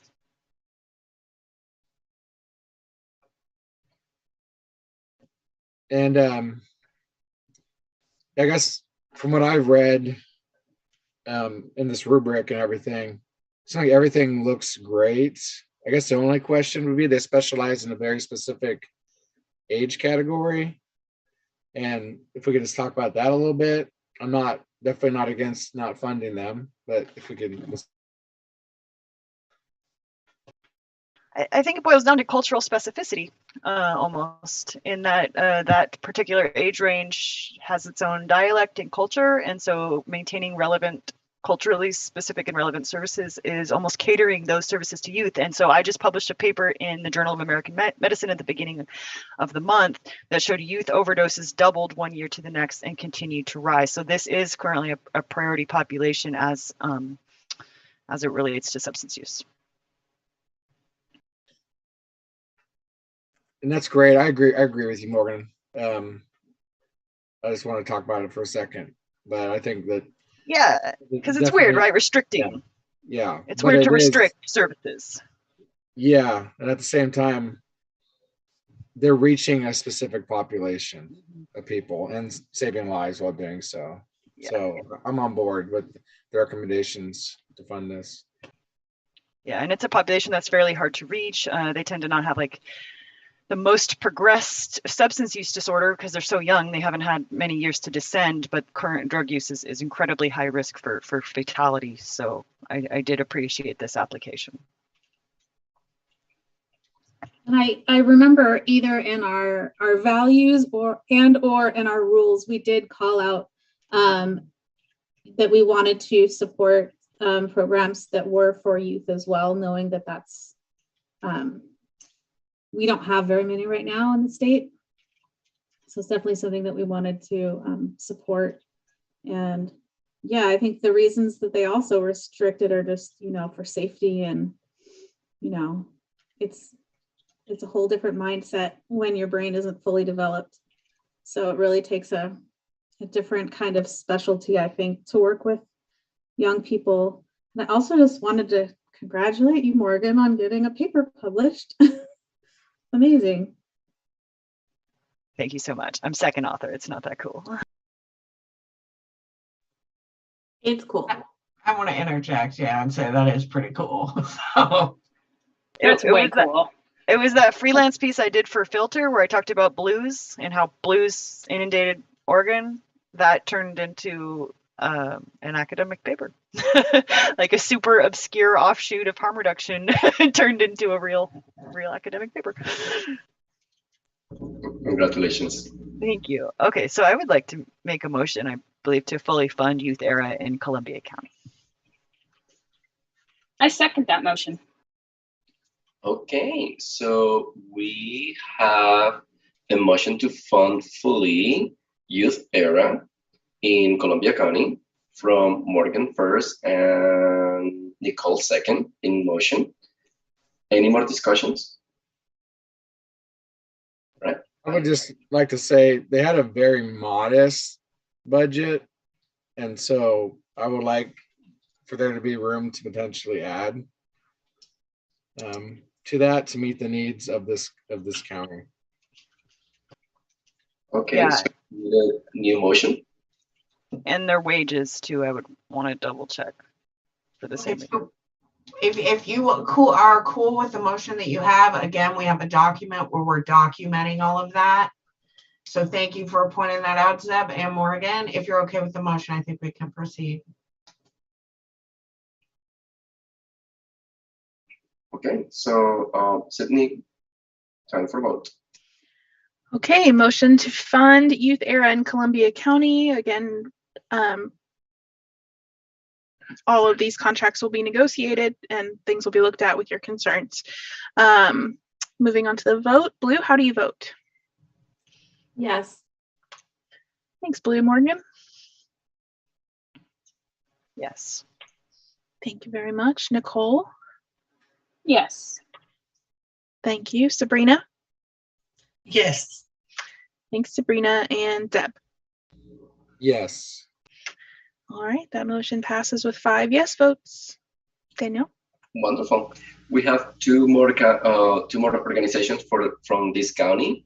The next organization you will be considering is Columbia County Mental Health.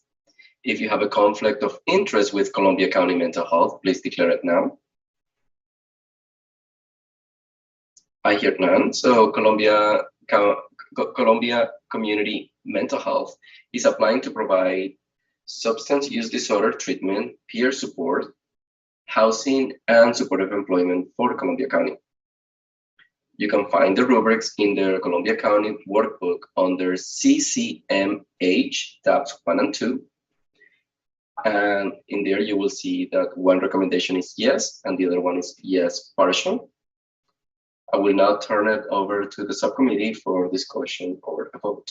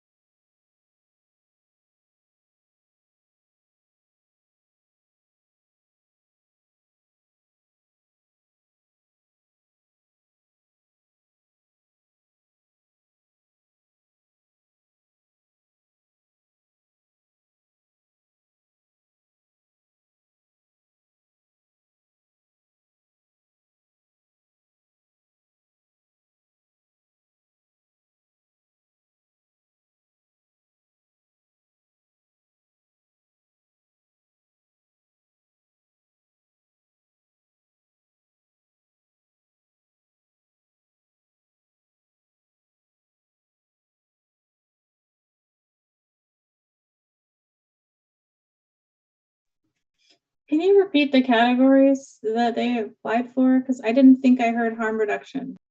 I don't think the harm reduction was in there. Substance use disorder treatment, peer support, housing, and supportive employment. Okay, and these are CCMH in our rubrics, right? Yes. So I think CC they did. Yeah, CCMH 1 does not have anything under housing, and it does have answers under harm reduction. Okay. Thank you for that. I'm following up the information that I have in the workbook. I'm trying to find the application, but I can't, of course, because the file names are messy. So, real quick, y'all, I'm noticing that both rubrics answer the harm reduction section and not the housing section, it looks like to me. So I think that may have just been like, oops, I put the X in the wrong box here because they both match. So what we can do is we can just change that, our spreadsheet that we were using. It was probably just an oopsie. Okay. That makes sense. Perfect. So just to clarify, so Columbia County Mental Health is applying to provide substance abuse treatment, peer support, supportive employment, and harm reduction, correct? That is correct. Just not housing. And so just this application had a very keen eye towards equity in all its forms, really, really, really emphasized outreach to underserved communities, specifically houseless and rural areas, which is why some of the asks are, as stated out in one of the reviewers rubrics, are high because it required 2 vans for like 2 transportation vehicles with that, because Columbia County is a sprawled out rural community with a low to no public transportation. So I really did appreciate their emphasis on outreach and engagement.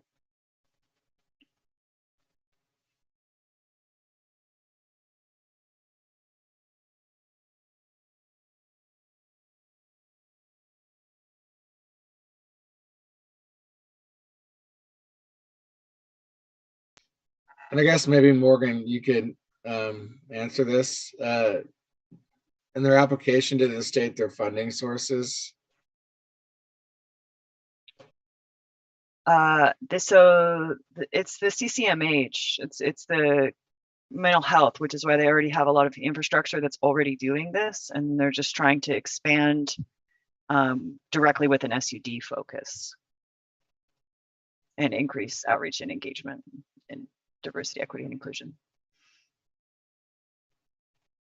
This was one of the strongest applications that I read. the experience of trans individuals in the rural county. So is quite inclusive. I'm ready to vote on this if somebody wants to make a motion. Yeah, I would like to make a motion to fully fund the Columbia County mental health. Okay, I hear that first motion. A second? I'll second that. Okay, and Blue seconds that. So we have a motion to fully fund CCMH, which is Columbia Community Mental Health for Columbia County. Motion was made by Morgan and second by Blue. Any more discussions? Okay, I think that we're ready for a vote. Okay, motion to fully fund Columbia Community Mental Health. Blue, how do you vote? Yes. Thank you. Morgan? Yes. Thanks, Morgan. Nicole? I vote yes. Thanks, Nicole. Sabrina? Yes. Thank you so much. And Zeb? Yes. Thanks so much. That motion passes with 5 yes votes. Danielle? Okay, wonderful. And now we are going to go to the last one of the organizations for this county. And this organization is this is going to be interesting for me to pronounce, Iron Tribe Network. If you have any conflict of interest with Iron Tribe Network, please declare it now. I hear none. So Iron Tribe Network is applying to provide peer support and housing services for Columbia County. You can find the rubrics in the Columbia County workbook under Iron Tribe tabs 1 and 2. And in there you will see that one recommendation is a yes and the other one says possibly. I will now turn it over to the subcommittee for discussion or a vote.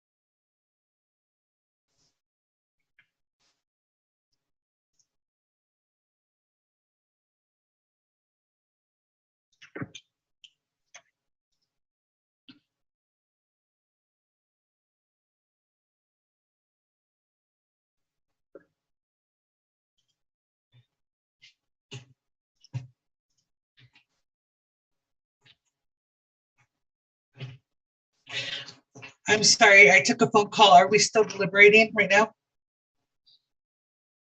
Yes, we're waiting for the subcommittee to discuss that organization. Okay, thank you.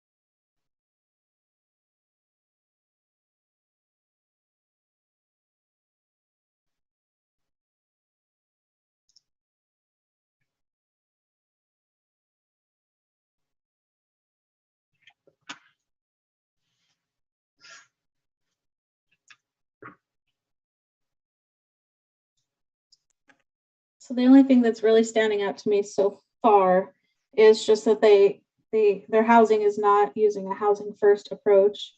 And, we can also look to fund other organizations that do have a housing first approach. But that's like the main concern that I see in the rubrics right now. I agree with you, Blue. And then also it doesn't seem low barrier or anything when it has to go through referral sources just to be considered to be housed. So I will say that the CCMH that we just agreed to fund referred back to this application because they are linked. They will be linked in this burn, and that was evident by both of their applications. But yes, it is abstinence-based housing. Very they embrace medications for opioid use disorder, but it is recovery housing. So it would require direct award for housing first model. And it appears this applicant has a standing relationship with ODHS too.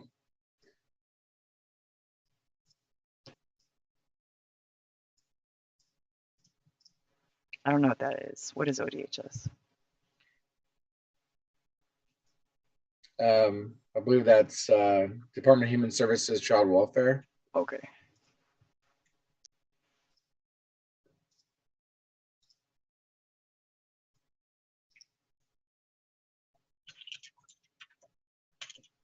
I would approve funding for this for the housing and the peers. There would definitely need to be a direct award if there's not another provider that's providing the housing first model in this county.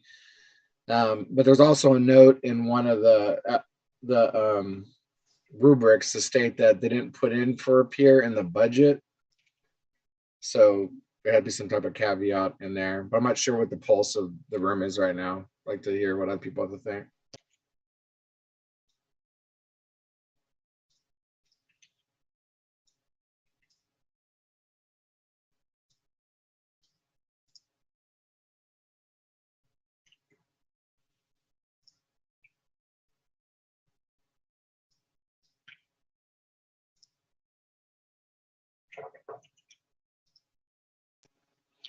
Well, I think that, by reading the rubrics, it seems like recovery housing is a need in that county. And I believe we have read an Iron Tribe application from another county, and I feel this discourse was similar, that we know it's not low barrier housing, but it is a need. So I don't know.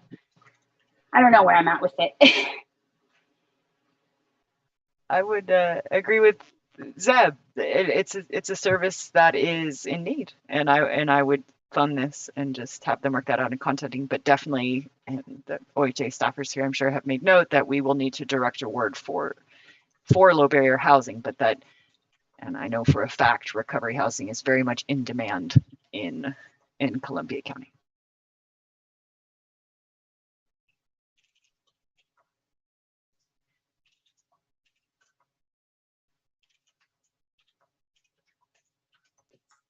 I'd like to make a motion to fund this application for housing services and peer support. Okay, so just to keep it in the records, Seb, you make a motion to fund Iron Tribe Network for both peer support and housing services, correct? Correct. Do I hear a second motion? I'll second that. Okay. So we have two motions to fund this organization for the peer support and the housing services. Any more discussions? I hear none. Sydney, you're next. And I don't know if Sabrina is back yet. I'll go ahead and start calling, and I can always come back to Sabrina one more time, but I think we're good if she's not able to vote. So motion to fund Iron Tribe for housing and peer support services in Columbia County. Blue, how do you vote? Yes. Thanks, Blue. Morgan? Yes. Thanks, Morgan. Nicole? I vote yes. Thanks, Nicole. Sabrina, are you back? Okay. Zeb, how do you vote? Yes. All right. So Sabrina, would you like, oh, you vote no, or? I abstained because I missed most of the discussion. I apologize. Perfect. No worries. That is perfectly fine. So we have 4 yeses, 1 abstention. That motion passes. Back to you, Danielle. Thank you. Thank you. So not to disturb the flow of anything, but we have 2 more counties, Lane County with 10 organizations and Marion County with 8 organizations. Would you like to proceed with Lane County, which is next on the agenda, or Marion County, which is next? That's my first question. If it helps, there are 10 in Lane County and 8 in Marion County. And we have about an hour and 10 minutes left. So there's something specific in Marion County that I know is going to throw a wrench in our pot, because I evaluated Marion County. So I'm not sure if we could like address that now, or I don't know, or we should just skip it because we know it's going to be complicated. Not to say that Lynn's not, but I don't know. I didn't read Lynn. I know that there's some things in Marion County that are going to be probably tabled. Okay, so I think that would be up to the group, but I also want to call out that we have been here for 3 hours. If y'all want to take a 10-minute break, we can do that. Why don't we take 10 minutes? We can think it through, maybe check your rubrics out real quick and come back and make that decision. We are aligned, Jessica. That was exactly what I was going to suggest. Yay. Also, Right. sorry, Danielle, I've been doing some other stuff and I just like went right in. I'm sorry. I forgot I was not doing this. So see you all at 3 p.m. in 10 minutes.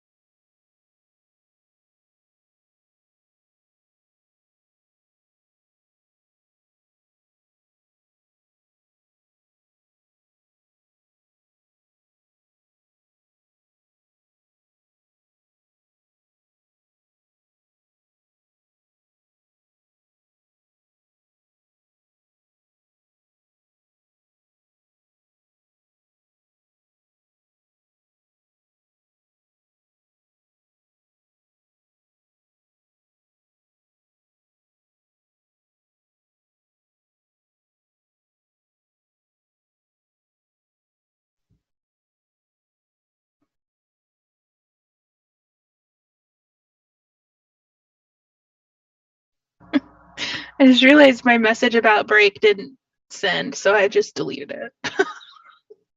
Sorry, everybody. Hey, Sydney, I'm gonna call you real quick on your phone. Okay. Or are we coming back at 3:05, right? Yes, we should be coming back in a few seconds. Oh, okay. Wonderful.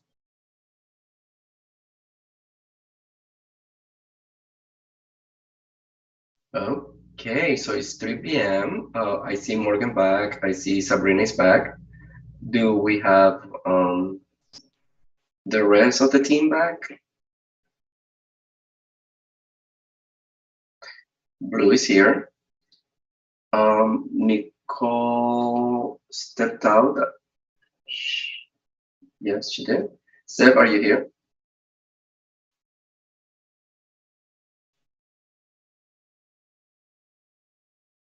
He's here. Okay, so we have 4 of you. So we're still on quorum, and we will, we might get Nicole back. I'm not sure. All right, so what do we decided about the next county to cover? I just want to I think that we should try to do Marion first because it's going to be absolutely hands down the most populated area that we've reviewed. And if I have a question, it would be good to have like the weekend and stuff to get back to that one and just like try to get it out of the way. That makes sense to me. What do the other members? Okay, Zeb is giving the thumbs up. Sabrina? Blue is giving the thumbs up. And Sabrina, will you be okay with that?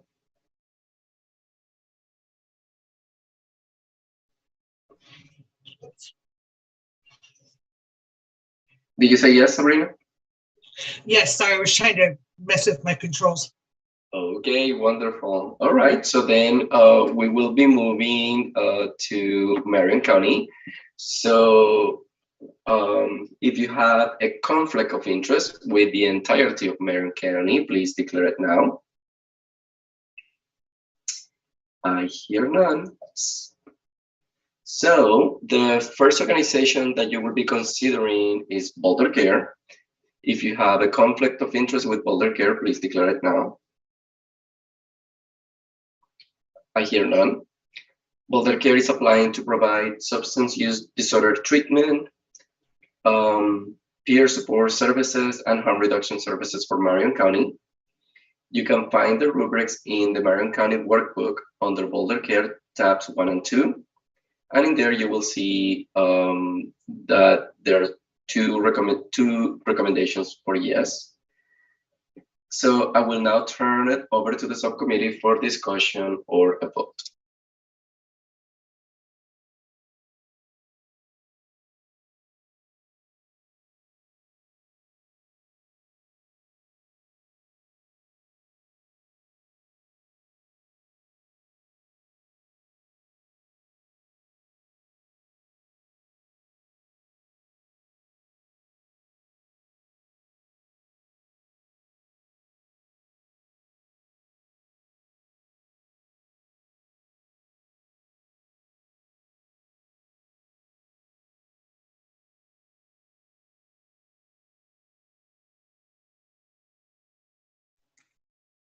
Well, I definitely have some concerns about funding Boulder Care in Marion County. It is fairly populated. There are in-person SUD services available, and their ask is pretty big for this county as well. And I don't know that it would make sense to fund them for Marion County.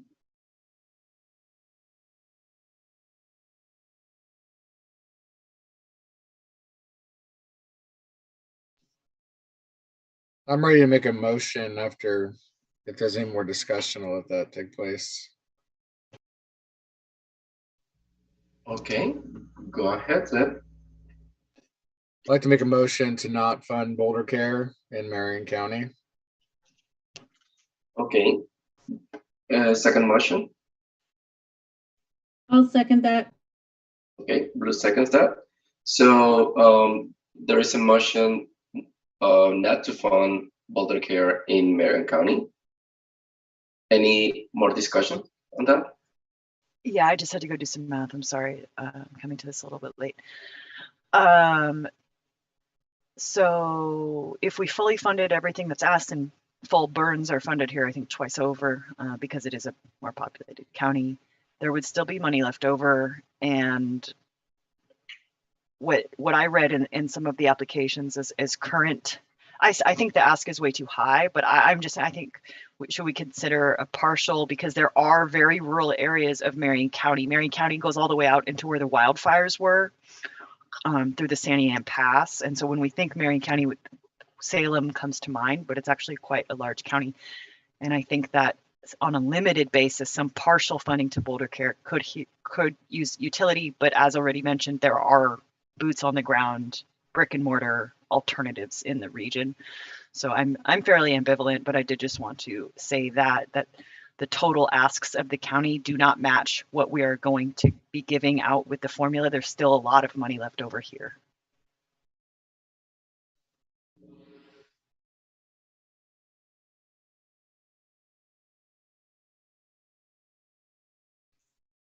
Well, I definitely appreciate you articulating that, Morgan, because I know that, yeah, it's not just Salem in that county. I guess my thought was, and I have not thoroughly looked through all of these, but maybe there would be like a local provider that could do telehealth as an option. But if not, then there definitely should be access to telehealth services for folks.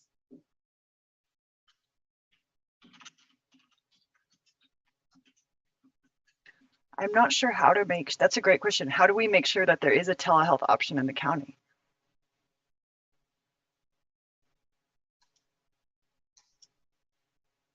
Whatever it may be.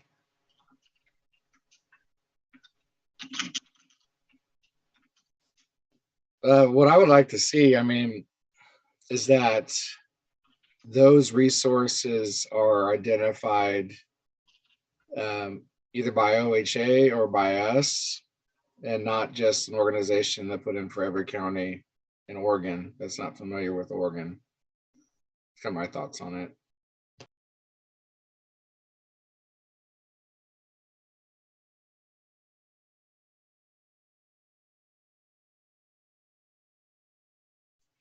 And my thoughts are, I am split on the fence.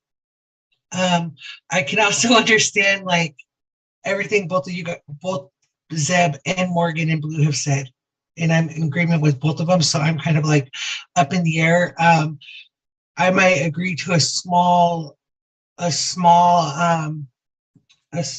funding amount just to reach those rural or those smaller places or those more remote places. But also I would be more comfortable if somebody could do it, provide those services that are local, because I believe I don't want to go off of other rubrics. So I'll get a piece of information and I'll come right back.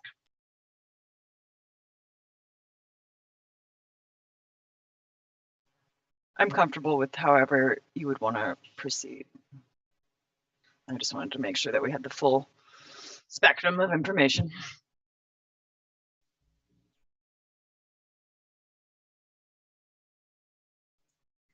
I think as a side note, when we get ready for the next round of funding, trying to be a bit more intentional with figuring out who has telehealth access and maybe who doesn't. Because I certainly did not think of that ahead of time. Totally, me neither.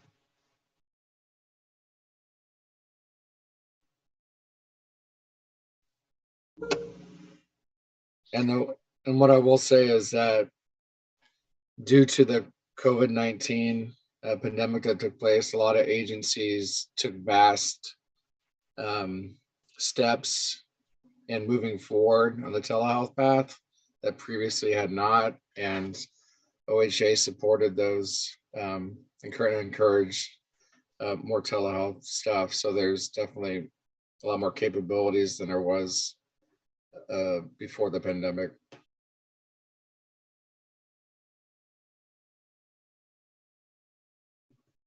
And I just hope that continues, even if, whenever COVID is over, because it's definitely, even in my life, made it easier. I don't mean to go totally off topic, but yeah, I'd love to see that continue. Oh, yeah, I totally agree. I know they're looking at making the buprenorphine rules permanent, so should be good.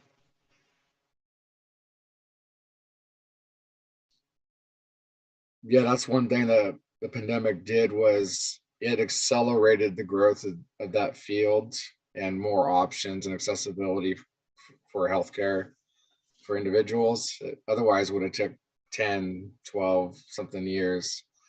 So I think, yeah, a lot of that's just, it's here to stay because of the benefits.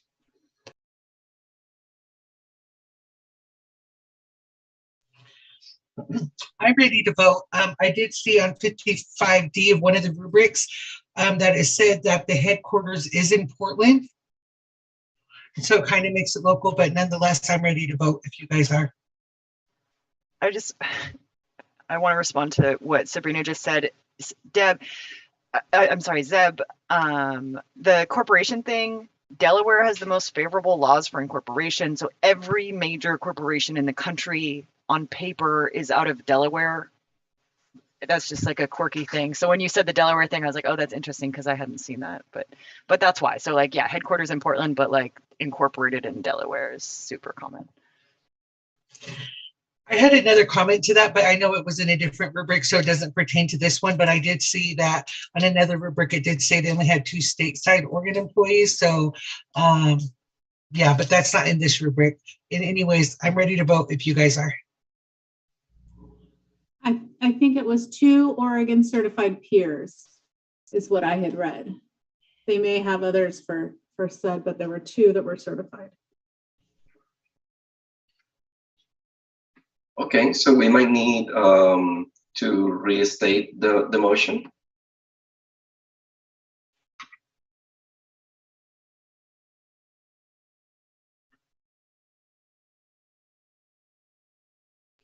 So I'm gonna just restate the motion I had, and everybody please vote the way you want to.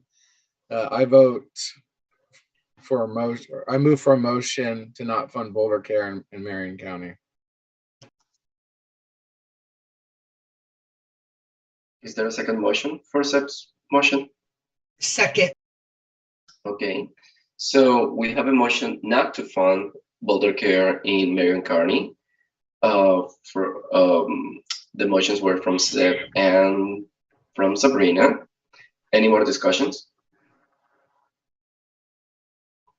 Okay, so if not more discussions, are we ready for a vote, Sydney? Yes, I'm ready if y'all are. A motion to not fund Boulder Care in Marion County. Blue, how do you vote?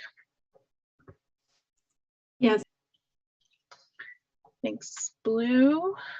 Morgan? I'm gonna respectfully say no on this one. Okay, thanks, Morgan. Nicole? Nicole is no longer with us. Oh, I see that now. Sorry about that. No, it's okay. Sabrina? My vote was yes. Yes. Thank you, Sabrina. And Zeb? Yes. All right, thanks, Deb. So we only have 3 yes votes, 1 no vote, so this motion does not pass. Oh no, wait, hold up. How does it not pass if it's majority rule? So real quick, Morgan. I would have voted no if this was I knew this was gonna happen. So we need, okay, so we need quorum is 4, right? 4 of 7. We also need a majority of 7 for anything to pass. So you need 4 votes in order for anything to pass. Okay, can we call the vote again? Oh, Sabrina? I retract my vote. I will address what Morgan has to say, and then I'll ask my question before we move on to the next one. So if we're recalling the vote, do we need to restate the motion again and do it all over just like we did the first time? Okay, just wanted to make sure. So can someone would someone like to restate that motion? I'd like to make a motion to not fund Boulder Care in Marion County. And a second? I'll second. Thanks, Blue. Okay, so the motion to not fund Boulder Care in Marion County. Blue, how do you vote? Yes. Thanks, Blue. Morgan? Yes. Thanks, Morgan. Nicole is unavailable. Sabrina? I vote yes. Thanks, Sabrina. And Zeb? Yes. All right, 4 yes votes. That motion now passes. Thank you Sorry, all. I didn't mean to be big drama. I just wanted to go on the record because I support innovative agile tech interventions. I didn't mean to make the vote fail. I thought it was majority rules. We're gonna have to change your name on here to Big Drama. We're all learning as we go. It's no problem. Okay, I won't be big drama anymore. Sabrina had a question before. Yeah, my question was, if we're voting and we have and it doesn't pass because we don't have all 4 voting members, what is that?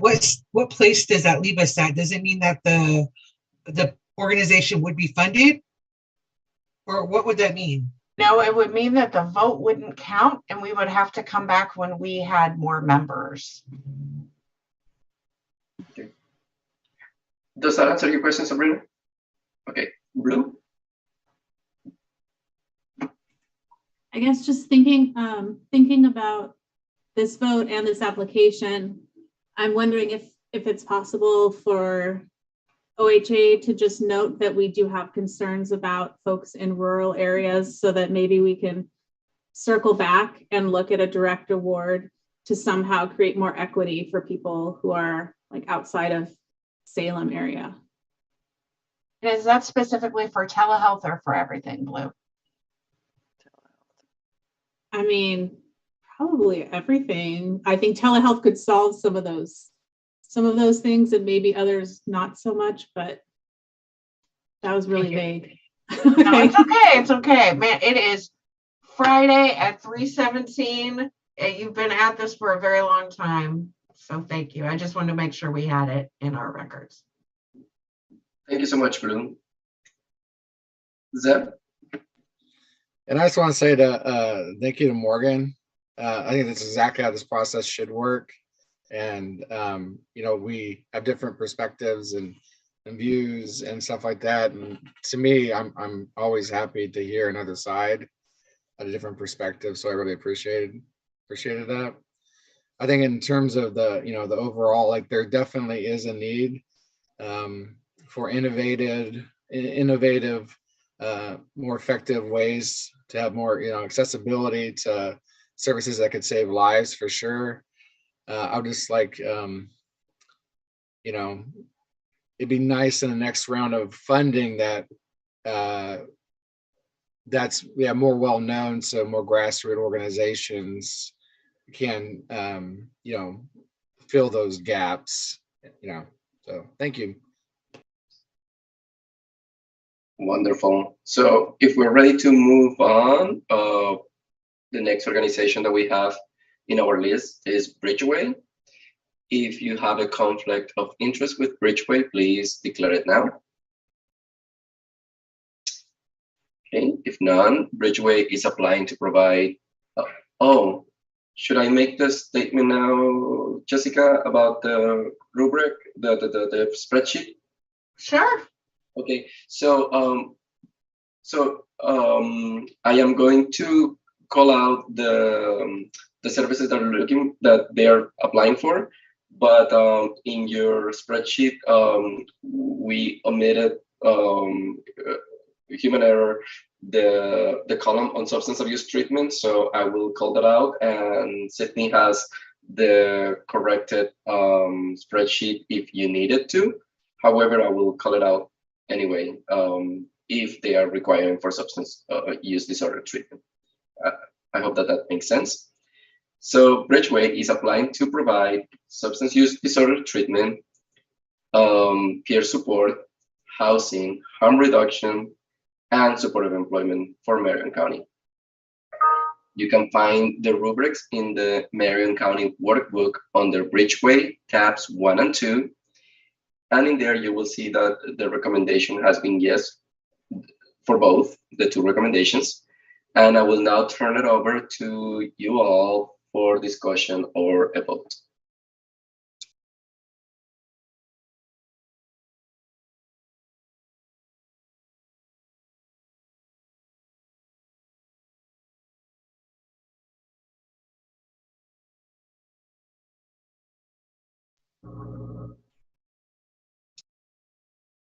To me, I liked what I saw in these two rubrics. They're asking for a very reasonable amount and to provide these services that they have provided and will continue to provide and hopefully expand those services. So I like this application.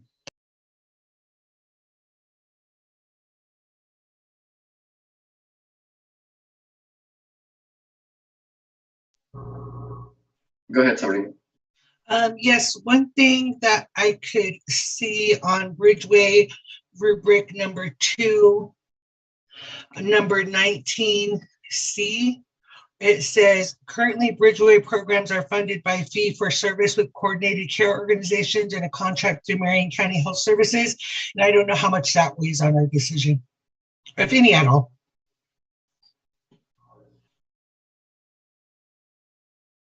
Blue?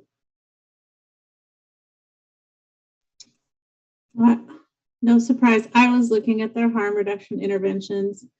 I was very curious because it sounds like they also mostly do a lot of treatment work, and they refer out for testing for things like HIV and hepatitis. They do offer naloxone upon discharge, and that's really the only thing that I'm seeing, at least on this rubric, but I will keep looking, but it doesn't sound like they're actually doing a lot. Even with naloxone, it's totally important. People are at increased risk for overdose when they leave treatment or jail, but it doesn't even sound like they're going beyond that with their distribution. So that would just be my only concern with that.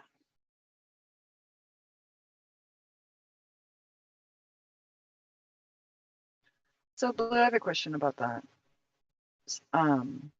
Like that, when they're just distributing naloxone, couldn't they just be getting that directly from Save Lives Oregon and not our money if they applied for it?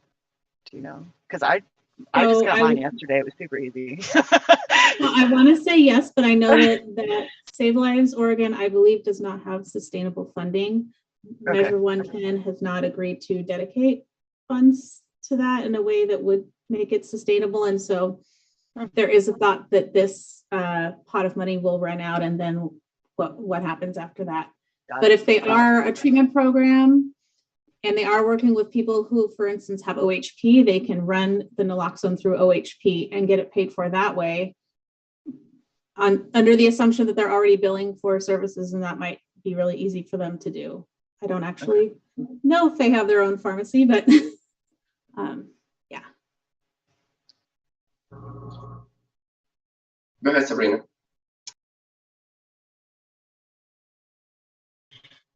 Okay, I'm going to take me a second to navigate back to the channel, or this right page, but I'm looking at rubric number 2. In harm reduction number line 60, number D and E, I was just curious to what supplies are talking about in their breakdown. It says provide further breakdown of treatment service supplies. So they do have a large ask for supplies. And so one of the things to kind of back up what Blue is saying would be a make it or break it point for me in this service element is if they're actually asking for other kind of safer use supplies.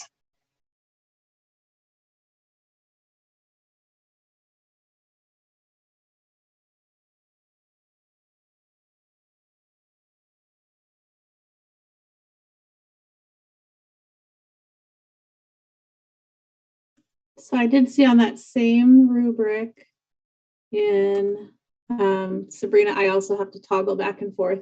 Let me find where I just saw it. Oh, so I guess it's row 59. D, it just talks about they want to have funding to expand their harm reduction services with more availability for medication assisted recovery. So like, I don't know, I would probably put that in the treatment pot if that their goal is to increase availability for medication. I wouldn't necessarily put that in the harm reduction category.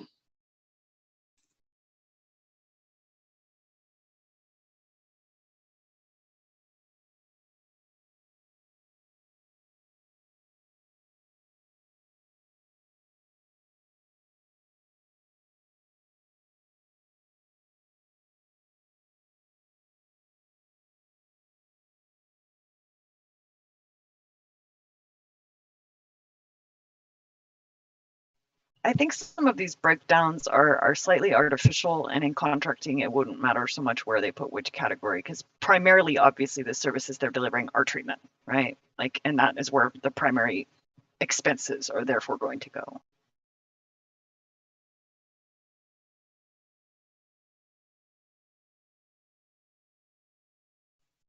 Yeah, I think for me, it's when I look at Measure 110, and with our access to care, we were able to see like, oh, we've funded X organizations that actually provide this service. And so I wouldn't want to like artificially count this as a harm reduction intervention, but it does sound like their definition of an intervention, and as they define harm reduction, would be funded through peer support or treatment. So that's just my only thing, so that we're like intentionally funding, more comprehensive programs. For sure, I'm on board with that. That makes perfect sense when you break it down like that.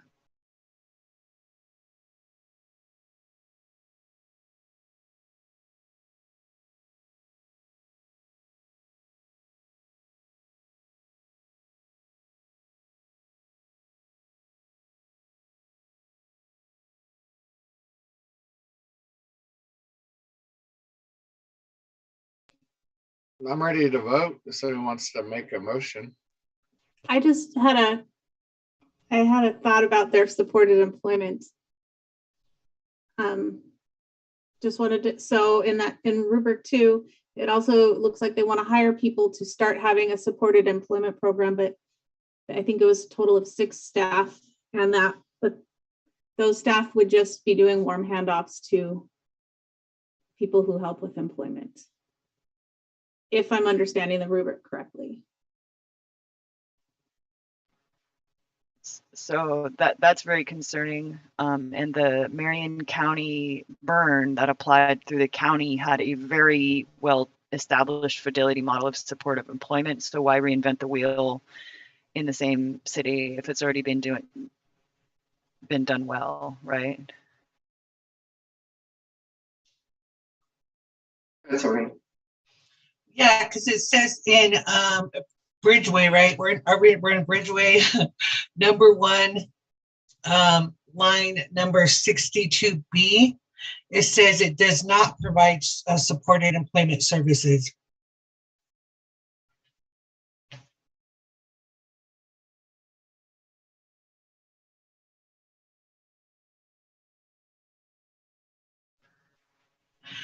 I would be comfortable with the vote.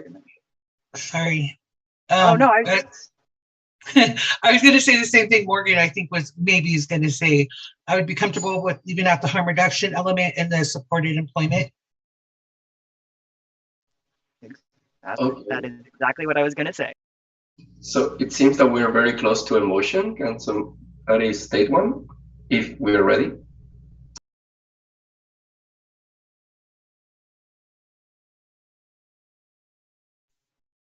I'd like to make a motion to fund Bridgeway for SUD treatment, peer support, and housing in Marion County. I'll second that. Okay, wonderful. So A motion from Blue and second Sabrina to fund Bridgeway for substance use disorder treatment, peer support, and housing in Marion County. Any more discussions? I hear none, so let's get ready for vote. Okay, motion to fund Bridgeways, SUD, peer support, housing. Sorry, Blue, how do you vote? Yes. Thanks, Blue. Morgan? Yes. Thanks, Morgan. Sabrina? I vote yes. Thanks, Sabrina. Zeb? Yes. All right. 4 yes votes, motion passes. Daniel? Wonderful. A little bit of a time check. It's 3:30. We have 30 more minutes to go. So let's get a second win here. The next organization that that you will be considering is HIV Alliance. If you have a conflict of interest with HIV Alliance, please declare it now. I hear none. So HIV Alliance is applying to provide peer support, housing, and harm reduction services for Marion County. You can find the rubrics in the Marion County Workbook under HIV Alliance tabs 1 and 2. And in there, you will find that the 2 recommendations were a yes. I will now turn it over to you for discussion or a vote.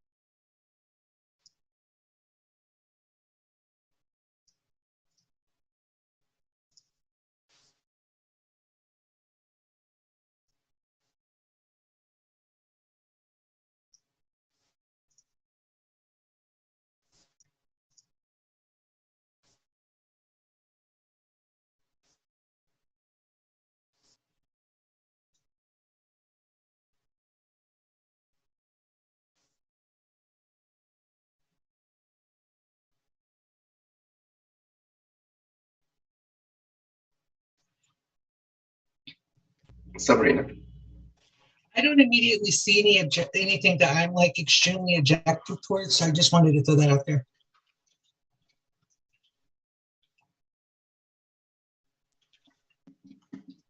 Yeah, it looks as though they've been providing these services in this county already. I did see some concerns that were just about making sure that they wanted more money in the budget for peer supervision, more money in the budget for housing vouchers, which I think is just rental assistance. Is that, can somebody confirm, or does housing voucher mean something else? Okay, well, they wanted more money for whatever housing vouchers are. The reviewer did.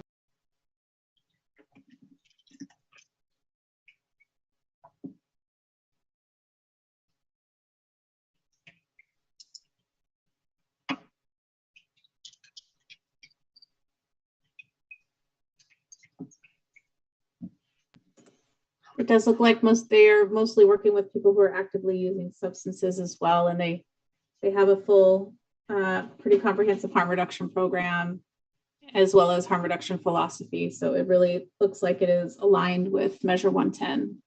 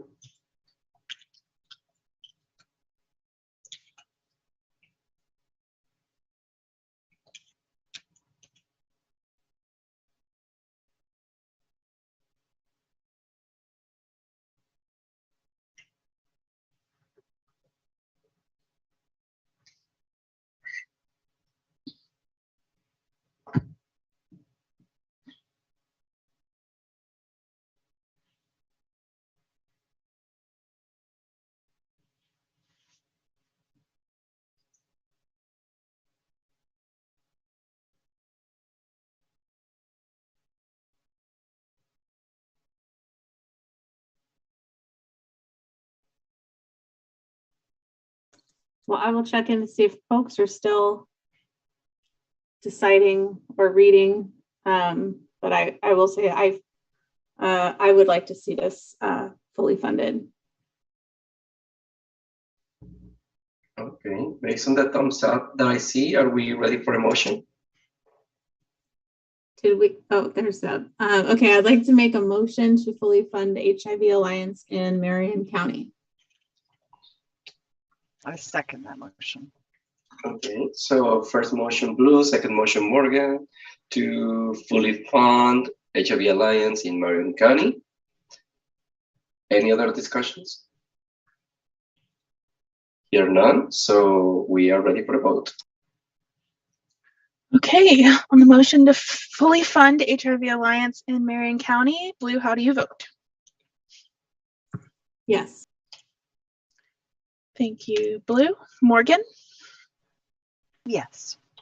Thanks, Morgan. Sabrina? Yes. Thanks, Sabrina. And Zeb. Yes. All right, 4 yes votes. That motion passes. Back to you, Danielle. Wonderful, thank you. So the next organization that you will be considering is Ideal Option. If you have a conflict of interest with Ideal Option, please please declare it now. I hear none. So Ideal Option is applying to provide substance use disorder treatment for Marion County. You can find the rubric in the Marion County workbook under Ideal Option, tabs 1 and 2. And in there, you will see that one recommendation is a yes and the other one is a no. I will now turn it over to the subcommittee for discussions or for a vote. So this is the one that I have issues with, but I will save until everyone's done reading. Definitely curious what your issues are, but because it does look like they're low barrier medication assisted treatment. They try to get people in as soon as possible, which is huge.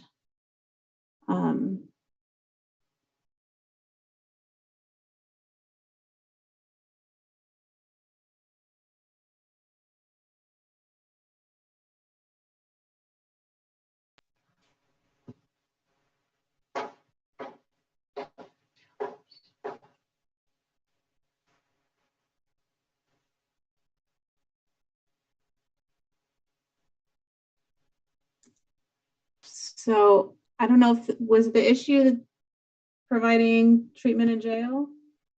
Yes, Because but why would that be an issue, right? Yeah. No, but I think our group has talked about that for another county already, and we felt like even though the jail should be paying for it, that like Measure 110 should pay for it because the jail is not paying for it. So yes, right. Totally. But the issue here is that this was given with a letter of MOU from the sheriff, meaning that the elected sheriff negotiated a deal with a private for-profit MOUD provider instead of using the Marion County methadone and Butte provider that already available or going to an RFP or any sort of open process. This would essentially be giving a no bid government contract to a provider. Now it's very important that MOUD is provided in the jail for reasons that when I had to pop out for that call yesterday, it was literally about getting MOUD in the jails and prisons. But so this is why I thought this was going to throw a wrench in it.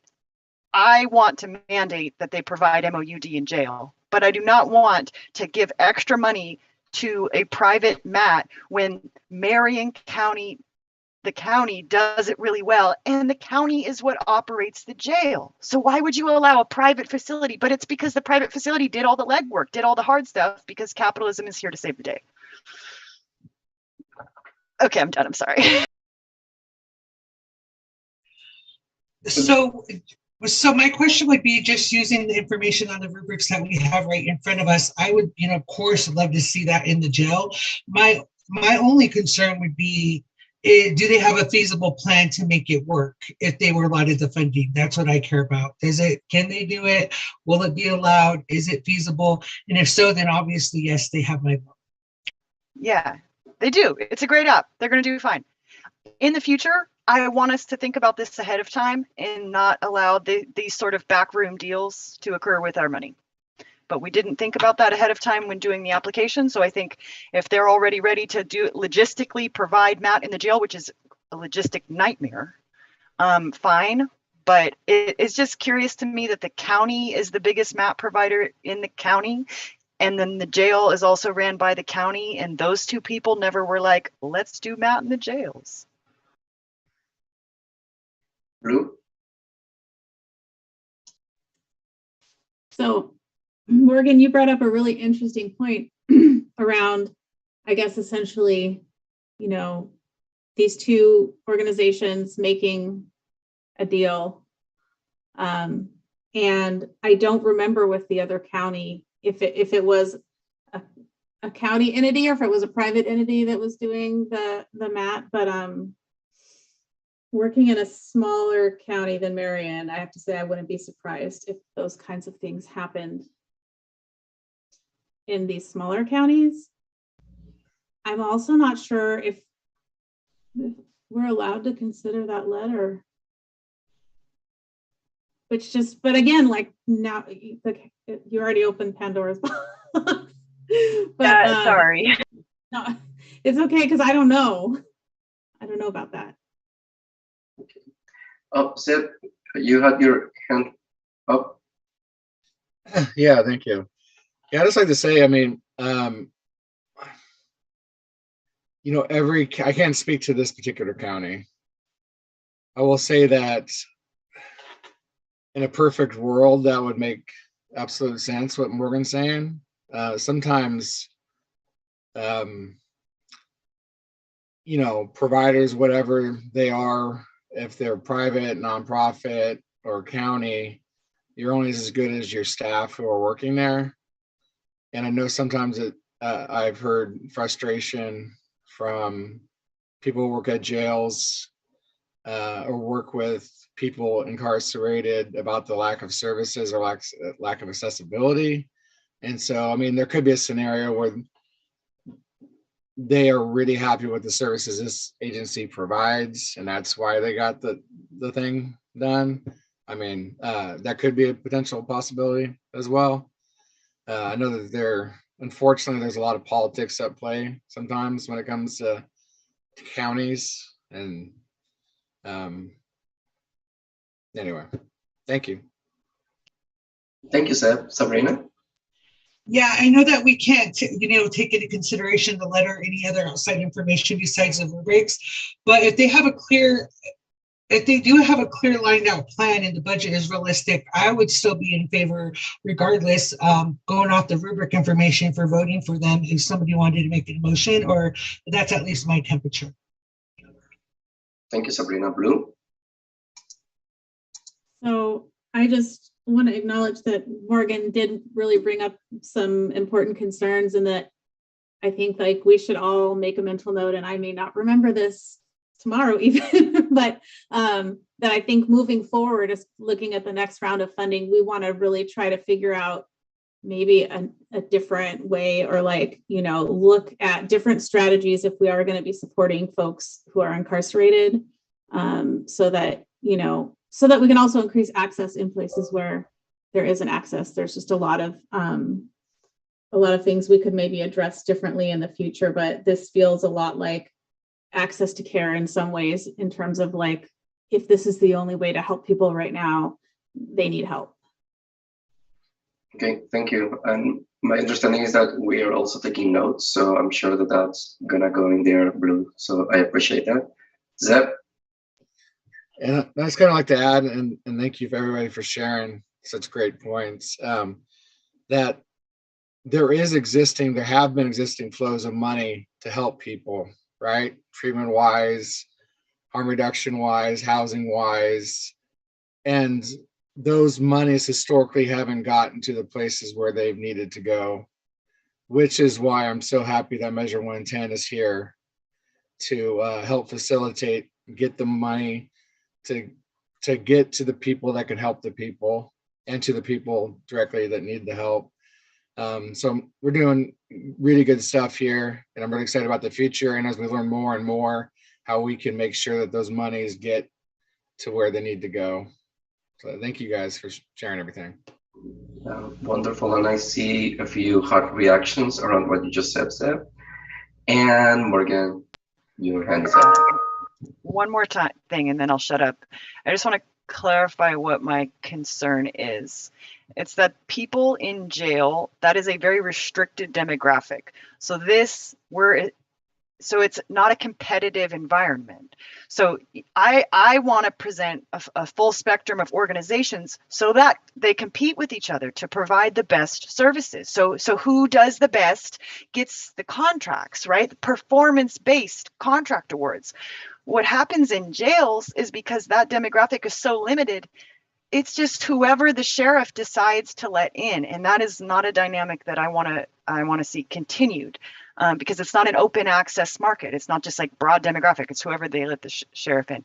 So just sort of like thinking that going forward, this is something I never would have thought of in a million years, constructing the RFGA, never.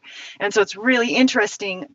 You know, this is an iterative process. Like, we're all learning together. It's like, oh, something came up that I never would have guessed. And so like, we're just like taking notes, and going forward, we'll have to be much more intentional with how we reach the incarcerated population, certain really rural areas with telehealth. And so thank you for learning with me and hearing my concerns. I'm not saying that Ideal Option is going to do a bad job. I just didn't like the non-competitive nature of the arrangement. That's all, just to clarify.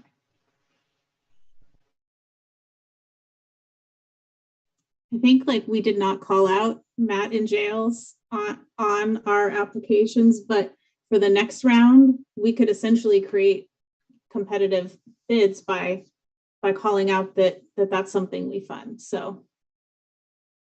And then the free market will come to save us all.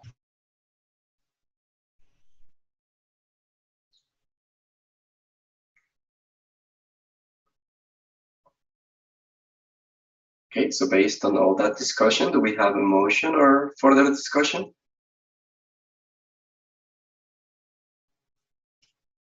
I'd like to make a motion to fund Ideal Option in Marion County. Do I hear a second?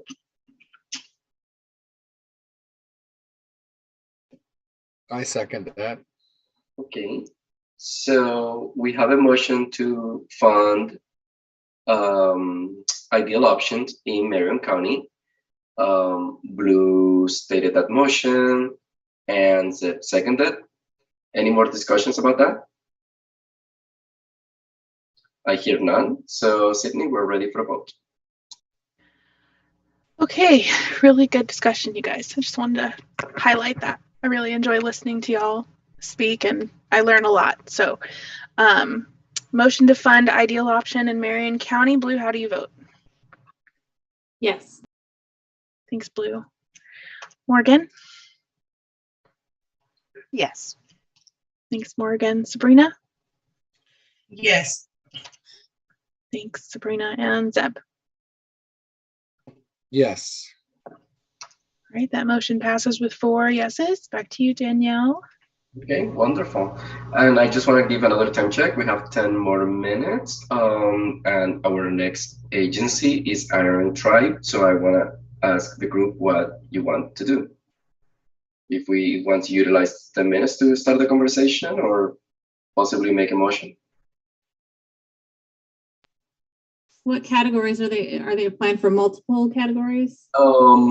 They are for peer support and housing.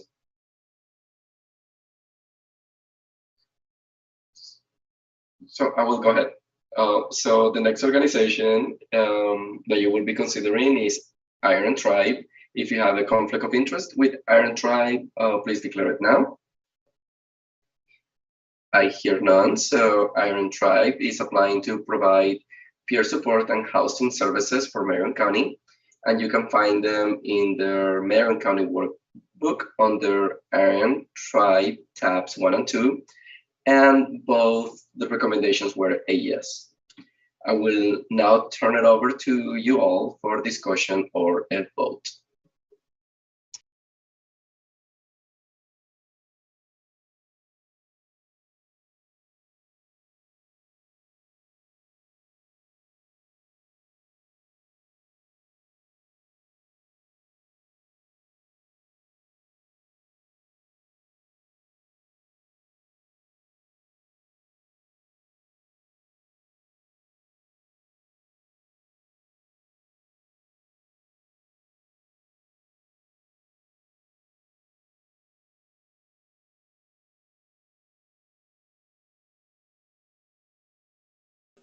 So I like that they are working to provide recovery housing for families. It sounds like there's a need for that in the area, and that they can also, through that, assist with getting people reunited with their children if their children have been taken away. So I think that's pretty solid program.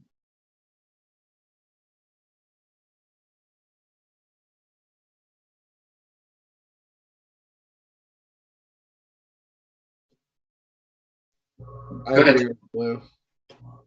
I was going to say the same thing. I don't really see any weaknesses in either of the rubric applications, and so it looks pretty solid. If I wanted to be like really nitpicky, I could say, how are they funding peers before Measure 110 implementation? But that was only one line of both of the rubrics, so it looked pretty solid to me. Thank you.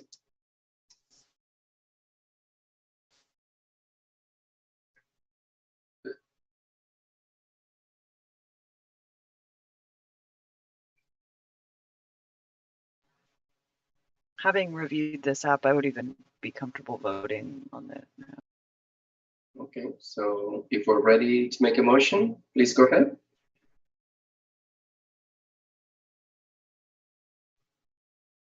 I'd like to make a motion to fund Iron Tribe in Marion County. I second that. Okay, so we have a motion to fund Iron Tribe for Marion County. Blue stated that motion, Morgan stated the second motion. Any more discussion? Okay, if none, then we're ready for a vote. Okay, on the motion to fund Iron Tribe in Marion County, Blue, how do you vote? Yes. Thanks, Blue. Morgan? Yes. Thanks, Morgan. Sabrina? Yes. Thanks, Sabrina and Zeb. Yes. All right, 4 yes votes, that motion passes. Danielle? Okay, wonderful. Do we have time to squeeze one more in? So the next organization that you will be considering is Marion County HHS. If you have a conflict of interest with Marion County HHS, please declare it now. If none, Marion County HHS is applying to provide substance use disorder treatment, peer support, housing, harm reduction, and supportive employment for Marion County. You can find the rubrics in the workbook under Marion County, tabs 1 and 2. And one recommendation was yes, and the other one was yes, partial. I will turn it over to you all for discussion or a vote.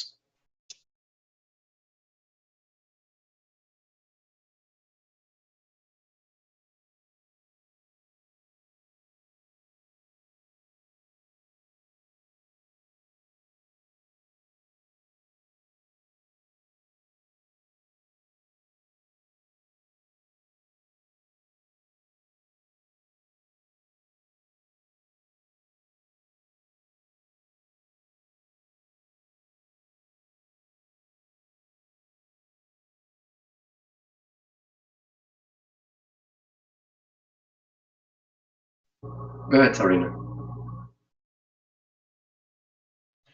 Yeah, on rubric number 2, they said that they would be in agreement with They'd be concerned about if some of the SGD services would be billable, that they would say yes to peer support services, that harm reduction would be a no, and supported employment would be a no. That's just off one of the rubrics.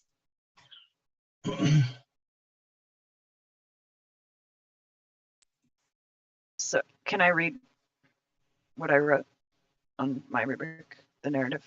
This application is for a full burn that provides the full continuum of care. It was a strong application with clear goals and the means to achieve them. They have bilingual staff and an in-house interpreter wishing to hire another. This sort of internal capacity building for diverse populations is in high alignment with Measure 110. They outreach into communities impacted by the wildfires in rural areas of the county. While this application is very strong and the demonstrated need great, the size of the ask is enormous.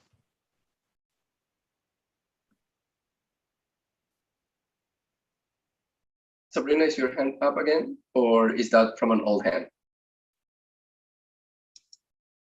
Okay, sorry about that. Zeb? Did we get this budget sent to us? Since the budget is so large, very large. I'd like to, or can I get it sent now? Okay. Sabrina? Just because I would like to look at the budget too, I would actually, if we were in agreement, ask to table this until next week, and then so we can get the budget to look at it. Okay. Well, I'll second that, but I'm glad that we took this time to even realize that we want to look at the budget, because that's gonna For sure. take us time. Okay. Oh, Jessica, do we need a motion to table it? So I've been going with yes. I just want to be honest. I don't know if that's really the thing, but I just wanted to be real clear for everyone who's watching that everybody is agreeing to table it. You know, I don't know. I might be overkill, but I mean, it's fun. Sydney gets to call a vote. It's a blast. Okay, Very so safe and sorry. Please let me call the vote. Just kidding. let's do the safe and not the sorry part then. So, who wants to set the motion to table that? I'll set the motion to table it until next week, until we can get the budget, and hopefully it can be on our agenda first thing Thursday. Okay. Do I hear a second? Second. Okay, so Sabrina and Morgan set the motion to table Marion County HHS until next week. And now, Sydney, it's time for a vote. Y'all know I'm just trying to give Walter a run for his money, right? Just kidding. Okay, motion to table Marion County HHS for time to review the budget. Blue, how do you vote? Yeah. Thanks, Blue. Morgan? Yes. Thanks, Morgan. Sabrina?